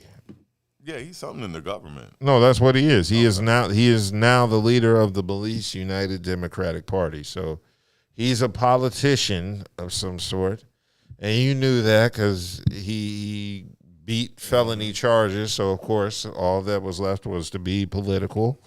So yeah, he did an interview, and he mentioned everybody knew all along I was the fall guy. But my political enemies and detractors try to make me into this criminal. But everyone knew that I was a young kid that took the fall. Everyone knew that was the story. I'm just saying that I maintained my innocence all this time. So Shine is basically saying back at that shooting, that's what he's saying. And Shine is saying he's the fall guy that took it. And all this basically means is, Diddy, get your money ready. You're going to have to pay me something. It's going to either be hush money or civil suit. Some type of financial payment is getting ready to be made. Be prepared to bless and Shine. We already knew that. Yeah, we kind of already knew. We already knew that. That's what happens when you have absolute power. Diddy had absolute power, so anything he said was going to go. Okay, boom, I shot a nigga. Guess who taking the charge, Shine? Yeah. Okay, basically it happened December 27th, 1999. Sean was 21 at the time. He fired his gun after a fight broke out at Club New York in Manhattan. Sean was in the club with Diddy and his then-girlfriend, J-Lo. A scuffle took place when Diddy allegedly knocked a drink out of man's hand after someone in the club tossed money in Diddy's direction. 3 bystanders were shot during the melee. Could you say that was a money shot for Diddy? And it hit him right in the face? Yeah. But, it says in 2001, Diddy was acquitted of all charges while Shine was convicted of assault and sentenced to 10 years in prison. Yeah, we knew that Diddy was the one who did it, and Shine copped to it. Yeah, and the woman claimed, and one of the victims claimed that Diddy shot her in the face at the club that night, and wanted the case reopened. But, I mean, we all kind of knew Diddy probably he had more to do with it than what we originally thought. Yeah, so we kind of knew that without really knowing that. So, with that being said, all this means for Diddy is more money because I think Diddy's protected from double jeopardy, so I don't know. Yeah, like that case isn't going to be reopened. No, ain't nothing going to reopen. That. Yeah, Sean, you coming out saying that, like, it depends on how heavy they get on Diddy. Yeah. Sean said he has evidence that, and I bet he does. He said he's got evidence that he was not the shooter that night, and that Diddy was. Well, it ain't gonna do shit now that you already served your time. You might as well have brought that shit out during the fucking trial, nigga. I don't know why you talking. Yeah, you already did the time. Can't go back. Can't take it back. You can't take it back. You might as well keep that evidence, nigga. But anyway, it keeps getting worse for rappers. Glorilla was arrested on a DUI charge in Georgia as police say she refused to take a breath test and her titties were out. Why do we always have to have this conversation when it comes to celebrities and not getting fucking Ubers? Yes. Lifts. There's so many ways to ride share nowadays that you can avoid getting. Look, you got money to make your bestie drive you around. Exactly. Don't drink tonight and we gonna have a good time. And I'm gonna pay you to do it. Yes. And instead, you want to get behind the wheel. In Gwinnett County, is that where she was at? She was in Suwanee, Georgia. I don't know where that is. Have you ever heard of it? Suwanee? No. But one thing I know about Georgia is they do not play when it comes to the law. No, they don't. Look, Georgia does not play. And it's just stupid on her part. Yeah, so she got to be more knowledgeable. They pulled her over. She was arrested, or she was pulled over after allegedly making a U-turn at a solid red light. Okay, so that's some idiotic shit right there. So that's some Glorilla shit. On a solid red light, not the yellow. Not the yellow. If it was the yellow, they would have let her slide. But she decided at a solid red light to do a U-turn in front of a police officer. So, yeah. She's fuck red light free. So yeah, I didn't know her real middle name is Hallelujah. Yes. Gloria Hallelujah Woods, 24, was then pulled over by the officer who immediately noticed her eyes to be watery and bloodshed, and they smelled weed in the vehicle. So she was puffing and was drunk. Drunk driving, puffing in hell. I just don't understand these celebrities getting drunk driving charges. I don't. Like, you got the money to actually get somebody to drive you around and you just want to get knocked. Like it's kind of, it's a learning experience, but you shouldn't have to learn that way when you have the means to not go through that. Yes. So she admitted to having consumed alcohol earlier in the evening, but she insisted she was good to drive. However, the officer noticed that her sentences were not always making sense. But have you ever heard her rap? Yeah, I know. That's normal Glorilla. Like, yeah. So anyway, she struggled through several evaluations by the police, refused to take a breathalyzer test, and then was arrested for driving under the influence. Officers did search her car and found marijuana weed in an open alcoholic bottle. God. She was taken, to Gwinnett County. Yeah, that is Gwinnett County Detention tell that girl Center. what Gwinnett County was like, because I know what Gwinnett County like. Y'all should have put her on game, because Gwinnett County does not play. No, they don't at all. So that's basically what happened. They said at one point her titties fell out, and the officers had to tell her that her titties fell out so she could put them away. Like I'm picturing glowing. Them titties ain't that big to be falling out like she that. had breast implants done, so yeah, there's body cam footage out. Oh, I'm gonna have to check it out for journalistic. Well, I can tell you I already investigated. The titty part is blurred. Oh, okay. Well, but if you want to see her titties, she does have that leak on Twitter. That's still all there, where her laying that down and you see her titty. Yeah, for journalistic purposes, of course. I didn't know that was a thing where women get breast implants and have to show the world their bare-breasted titties. I don't have a problem with this. What did you get the breast implant for? Like, because I gotta let you know if it look good or not, right? I mean, you can still see big titties through clothes. That's what I thought most women got them for. The implant, but that means you got an implant because they were little titties. Now you want them to be big. Yeah, but I mean, you can see big titties through her clothes. But that's why I was saying. Why is she always showing her titties now? I gotta see them up close to make sure, like the doctor did a good job and everything. I want to. I want to make sure that you got the best work done possible. Oh, I've watched enough porn to differentiate between good tit jobs and bad tit jobs. Yes. Because that can ruin a porn. Yes. I'm just tired of fake body parts. Yeah, I am too. I'm tired of fake, like the big boobies. Natural, cool, but. You had help with him? Nah, I don't like that. Oh, and during the stop, Glorilla was acting like a superstar and asked the officers like 3 times if they knew who she was. I forgot about that. She said, "Do you know who I am?" No. No, if they did, they would have arrested her immediately for her crimes against hip hop. No, they did not know who you were, babe. I'm sorry. Like, you the bitch that did F and F. Get out the car now. Well, like I said, it's a learned lesson for her, and she'll learn her lesson not to drive drunk in Gwinnett County no more. I know that much. Yes, that wasn't good. That was terrible. But there have been some positives going on in the world. Ashanti and Nelly, congratulations, got engaged, and Ashanti announced she was pregnant, which I thought we already knew she was pregnant. Congratulations. And they make a good couple. Like, they've been together forever, off and on. Like, it's about time. Yes. Like, it's about time. And they look good together. Like, yes. They make a very attractive couple. I must say that. So, congratulations. Yeah, that's going to be interesting. And she's pregnant with her first kid, and she's, what, 41? No, Ashanti's older than me by a year. Oh, is she? So she'll be 44 this year.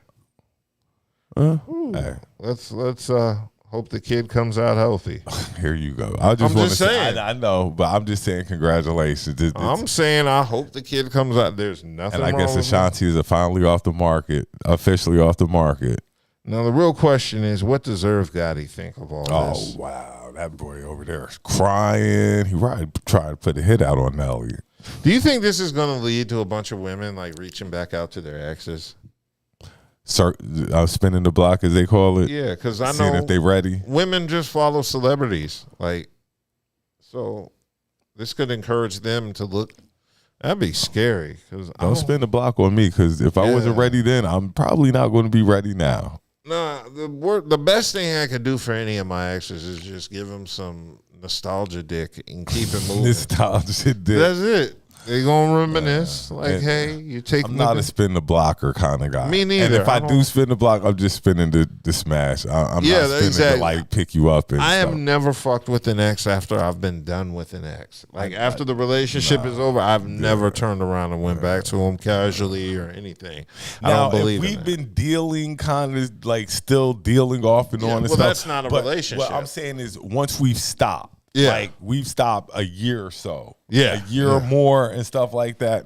No blocks. Yeah. I can't spin the block again. No block spinning. Even though as much as I think about it, because there's a couple that I was like, no, but then I'd be like, nah, because if I shouldn't have to spin the block. I should. That's how I look at it. I don't want to spin the block. I look at new block. Pussy as a voyage. No, I shouldn't have to spin the blocks. So. Yeah, I don't believe in spinning the blocks. So I had a good time when we were together, but it's no block spinning. So, ladies, don't circle back to your ex. Do not follow Ashanti's lead and try to get your Nelly back. He's already remarried, happy with children. That's another thing to factor in, because other niggas ain't Nelly. They ain't going to be sitting around waiting on your ass. And other niggas ain't got that Nelly money. And then, like, let's be honest, chicks ain't Ashanti. Yeah. Like, if we're going to keep it a buck, like, I bet you, she's the baddest 43-year-old Nelly's fucked with. Yes, and I'd see it easy for him to spin the block again, because he thought about it, was like, that bitch still. Oh, no. See, if I was Nelly, I'd be worried about all them trips to Dubai she used to take. Hey, yo, what was you really doing in Dubai? You ain't had that many shows in Dubai. Everybody has a history. All I do is hope you out there getting money so you can add on to whatever fortune we're getting ready to build. He's like, why do you smell like shit in the hummus? As long as you were adding on to the fortune that we're getting ready to build, I do not care. Obviously, I love you enough to marry you, so let's get ready to get it. Yes. And speaking of love, Neo was in the news.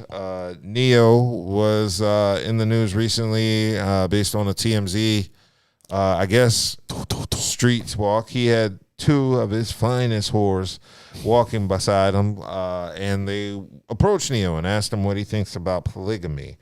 Neo said people should be allowed to marry multiple partners in regards to polygamy. Neo, wasn't that his second divorce? I believe so. Yeah, so Neo had two divorces, and now I guess he's still paying her.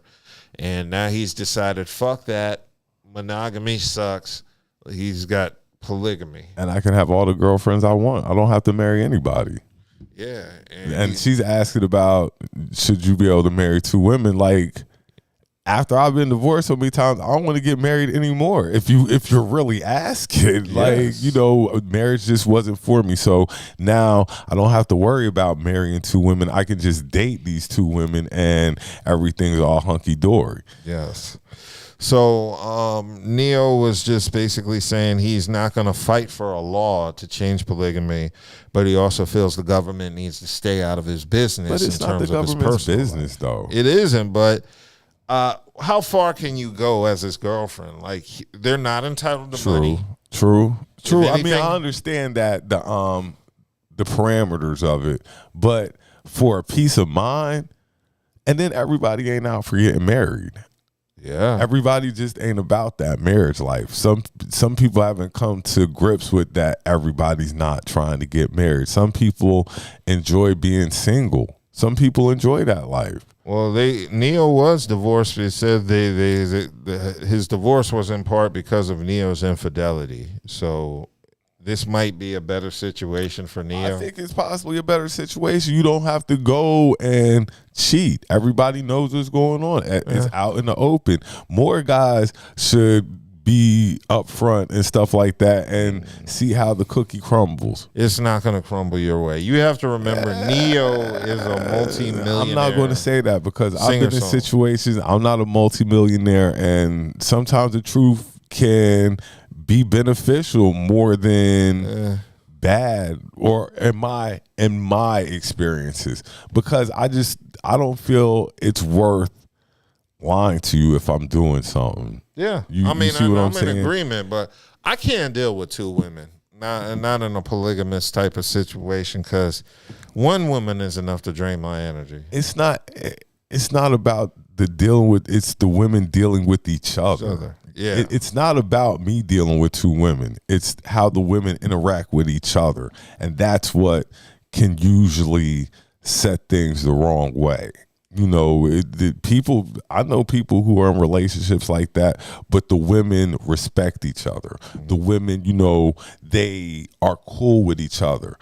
A lot of women can't do it like that, or some women think they can, but they ain't really built like that. No, certain things you got to be built to do. Yeah, but shit, it'd be a nice life to have, but I just don't have the energy for it. I mean, and then it all depends on what kind of people are involved in this. If it's three cool people, then yeah, it can work. But if you got two live wires, like, you know, because the guy can be cool, but if you got one chick that's cool and another chick that's a little obnoxious, it's not going to work. Everybody has to be on the same playing field, basically. Exactly. So I'd like to see how that works. But that's going to be interesting. It's a beautiful thing when it works out. It's nice if it works in your favor. But yeah, it's nice when it works in your favor and stuff like that. But, you know, everybody has to be on the same page, and you can't be jealous. And that goes for the guy too. Like, the guy can't be jealous, you know, and you can't show favoritism. Shit, you gonna have to. Somebody's pussy's tighter than the other. You can't show favoritism. That's the big key about it.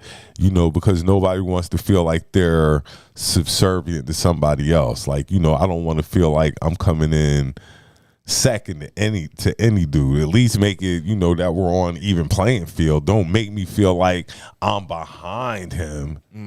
So yeah, you got to make everybody feel comfortable and like they're on the same playing field. No jealousy though. Well, it works for Neo, might work for other people, but I couldn't do it. It's not for everybody. Yeah, as great as it sounds, it's not for everybody. Well, maybe I could do it if they were just two different types of women. It's just one woman I hang out and do other shit with, and then she's in, and then the second one is in the other shit. I'd be more cool with them just hanging. Like, them going out to eat and them shopping and stuff like that. That does actually make more sense. Yeah, then y'all entertain each other. Like, I'll go out with y'all sometimes. That's cool, but y'all entertain. Hang out. Y'all build that bond. Because I'm the common denominator that y'all have. That's crazy. Y'all need to be building the bond between y'all two to see that it can work between y'all two. That would actually work, man. I could stay home and watch the game. And Yeah, play and then video she got somebody to games. go shopping with. She got all the things. I ain't got to go to brunch or none of that. She got her a partner in crime, and then at the end of the day, everybody comes home to me. That's not bad at all. No, think about it now that you put it in that context. But you have to get everybody to be. It sounds great, but everybody has to be on that page. Everybody ain't on that same page. She has her own best friend though. If it works out. Because I can't date women without friends. I dated a woman without friends one time in my life. Want to make you the best friend? Oh, never again. Oh, let's get our feet done. I'm like, what? Never again. Like, let's go to brunch. What? Any chick I deal with needs to have friends. Yeah, I do not need to be in your top 5 friend list. Exactly. That was one thing I learned from experience. And I'm 40, so I definitely shouldn't be in your top 5 friend list. You should have 4 other homegirls or even a dude that you're tight with. I should not be in that. Yeah. If we're starting out new, like you're right. That was a lesson I learned. What was that? About 13 years ago. Yeah, don't come in friendly. Yeah, I was dating a girl who was from out of town. She just moved here, had 0 friends, and you were her best friend. Oh God, everything became. She wanted to hang out with me after work. I'm like, God, I've been there. Didn't we see each other on the weekend? I've been. I know, but I miss you. She was African. I've been there. Trust me. I'm I know. Like, God, you gotta get some friends. Like, yes. She wanted me to go to the manicures, I'm like, yo, I've been there. I know. Like, what is it with women wanting to take niggas to the pedicures? To break them, like it's like buck breaking. Like, I'm gonna get you in there to get your nails done. Like, why can't you? No, it's a guy thing. I can't do it. If I start getting pedicures all the time. But if you had a girlfriend, she could go willingly. Y'all go skip into the damn nail shop and stuff like that. But nah, like, I'll be like, yo, if you want my nails done so bad, why don't you do them? And that's when she get quiet. True. If you want them done, you do them. And she's not quiet because she wants me. She's quiet because she knows if she does your nails, it'll make you happy. That's why. So she don't want you happy. But yeah, that's Neil, and that's life in Neil. But there's been other good news. 50 Cent just finally decided he was going to open up G-Unit Studios in Shreveport, Louisiana. G-Unit Studios was opened this week in a ceremony. I'm about to say 50 Cent had a better career now than he did as a rapper. Yeah. That's a hell of a statement. Yeah. So during the opening ceremonies, the mayor gave 50 Cent a key to the city and declared that day 50 Cent Day. In New Orleans? In Shreveport. You heard me? And all this nigga did was open up. He didn't even, he opened it up. I used to live in Shreveport. I didn't know that. Yes, I used to live in Shreveport. Shreveport, a wild city. I ain't gonna lie. I learned about gang life seriously in Shreveport. Like, yeah. Every place in Louisiana is fucked up. But the food down there is amazing. Oh, I believe it. They got casinos, all that. Like, Shreveport's a dope spot. It's a really dope spot. The women are beautiful. Yeah, Shreveport's a dope spot. So it says the city first reached an agreement for him to buy the old Millennium Studios in November and took possession on January 1st. G-Unit will lease the building for 30 years at a cost of, get this, $2,400 a year. I'm like, nigga, I can afford that. Peanuts. He'll also be responsible for the building maintenance and has an option for a 15-year extension. He plans to renovate it and create a lot of films there. So 50 is really working his way to be the first black male to own a studio independently. 50 that guy when it comes to these shows. He's trying to be really that dude. He's trying to be the black male version of Tyler Perry, and I'm for it. He's really that guy when it comes to these films. Like, and shout out to 50. He may do some wild stuff, and he may say some wild shit, but and, he's gonna make more offsets of power. His work ethic and drive is crazy, and he's always coming up with a way to get money up. Always. This dude bank account gotta be crazy. Yes, it is. So that's definitely something great. I look forward to it. But what I've been hearing, and this is just ramblings online, they're expecting 50 to release a lot of gangsta and hood productions because they think that's all he's gonna. Nah, because he's done more than that. He's done way more than that. Yeah. And I think he's starting to round out and give to a bigger, wider audience. 50 really doing this thing. So the facility spans 985,000 square feet with non-scripted content set to start in July and scripted content set to begin in January of 2025. So next year, it's going to be called G Unit Film and Television, and it'll be out of Shreveport, Louisiana. G Unit. Yeah, I'm excited for that. Yeah. We need to bring the prominence back to North Carolina, the film industry here.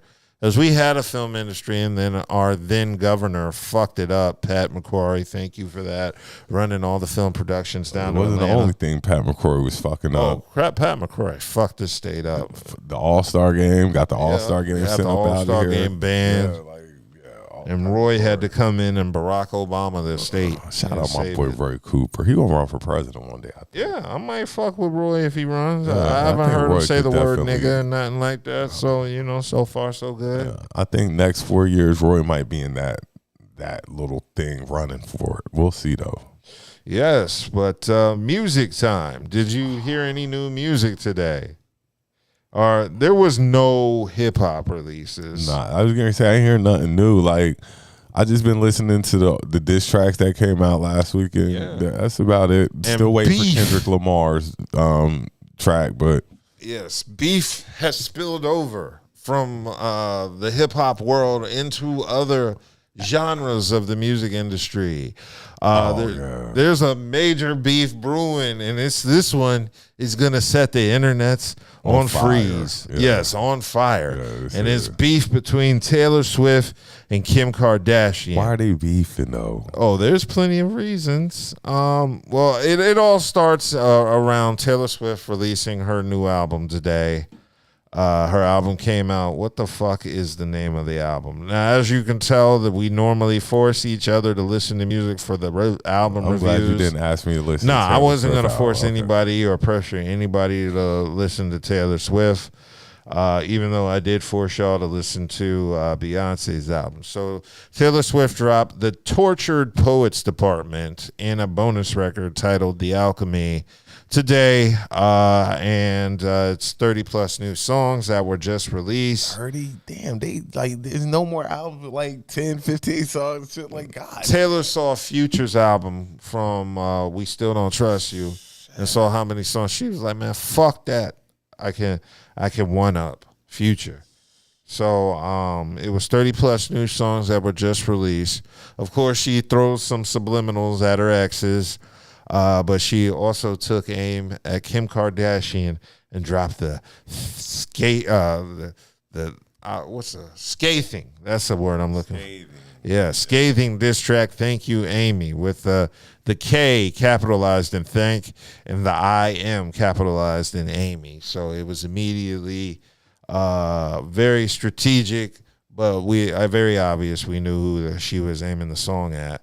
So did you hear the song? Okay, I actually did take time just to listen to. I just wanted to hear the disses. I wanted to hear bars. Were they quality disses? Okay, so Taylor is singing, "When I picture my hometown, there's a bronze spray tan statue of you and a plaque underneath it that threatens to push me down the stairs at our school." Bars. Watch out, Kendrick. There's a new wordsmith on the horizon, and it's Taylor Swift, and you don't want it. And what's more telling is the second verse, where she said, "It wasn't a fair fight or a clean kill each time that Amy stomped across my grave." And then she wrote headlines in the local paper laughing at every baby step I take. Bars.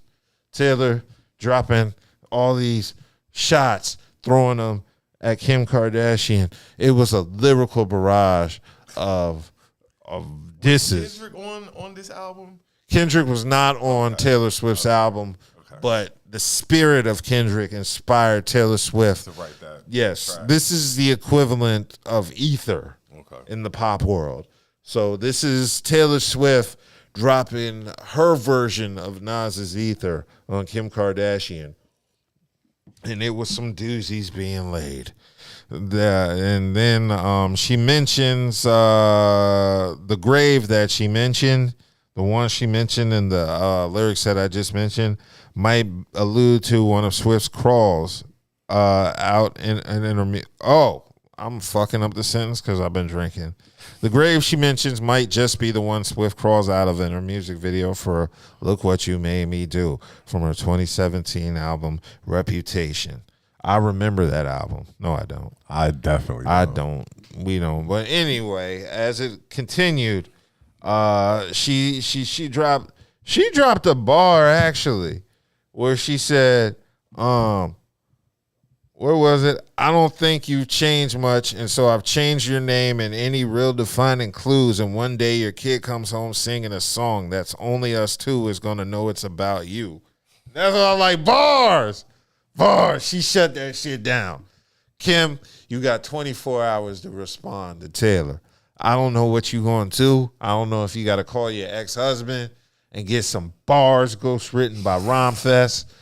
Like they did. Because he ain't going Kanye didn't write Rhymefest one. Yeah. But anyway, they said this drama goes all the way back to 2016 when Kanye released his song Famous, in which he rapped, I feel like me and Taylor Swift might still have sex. Why? I made that bitch famous. I don't know if that was supposed to rhyme or not. Well, anyway, Kim Kardashian claims Swift knew about West's lyrics in advance. But it was revealed that Swift was kept in the dark about certain details of the song, particularly the line where Kanye called her a bitch. So there's been a lot of back and forth with Taylor Swift and Kim Kardashian brewing for well close to a decade between her and Kanye. That's the wrong person to get into it with. Yeah, it is, because I can only pray this stays on wax and it doesn't go to the streets. Because if it goes to the streets and Kim Kardashian ever comes to Nashville and checks in Taylor's home city, she better make sure she's with Taylor's ops, because I could see the whole city of Nashville, from Taylor Swift fans to Young Buck, aiming at Kim Kardashian, wanting retribution for this beef that's been brewing for well over a decade. You better leave Taylor alone. You better leave Taylor alone. She's swift with them gats. But that's what's popping. And I still have not heard the Tortured Poets Department, and I think I'm going to pass on listening to it. But I did take time to listen to her song. And it was a raw diss track. No drums in that motherfucker. It was just a guitar. Metro did it. Taylor was like, yo, Metro, hold up on the fucking beat. I don't even need a beat. I got this. Metro did it. Yeah, Metro. Yeah. So that's the beef that's been brewing between Taylor Swift and Kim Kardashian. I just pray that they find better days. Maybe we need to call Farrakhan in. Hopefully they can squash it and get along again. Yeah, and call Minister Farrakhan and squash the beef. Because Ice Spice is one of Taylor Swift's homies. Yeah. Oh, yeah. I forgot about, Ice Spice. Don't make her get the game. And Taylor said she started it. She forgot what a hardcore artist is.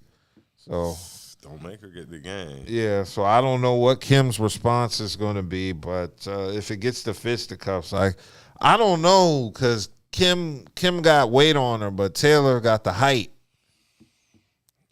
Kim will hurt that girl. I don't know. Kim would hurt that girl. These are both rich girls, they were both born rich. So Kim would hurt that girl. You really think so? She's been around too many niggas to not know how to fight. Kim would hurt that girl. Yeah, and Kim got them sisters. I don't know how many. Does Taylor? I don't know Taylor's background. Taylor got sister like that. Yeah, like you said, Kim got sisters, so I know she been in a couple of squads. Every sister duo I know done ran across each other. No, they were on tape fighting. Kim Kardashian and Khloe got into it on one of. I saw the clip on Twitter, but Khloe whooped her ass, and Kim ran off crying. At least Kim know how to take ass. But wait, if she whooped Kim's ass and Khloe's got the back, she might come in. Khloe's the enforcer. That's OJ's daughter. Both sides on her too.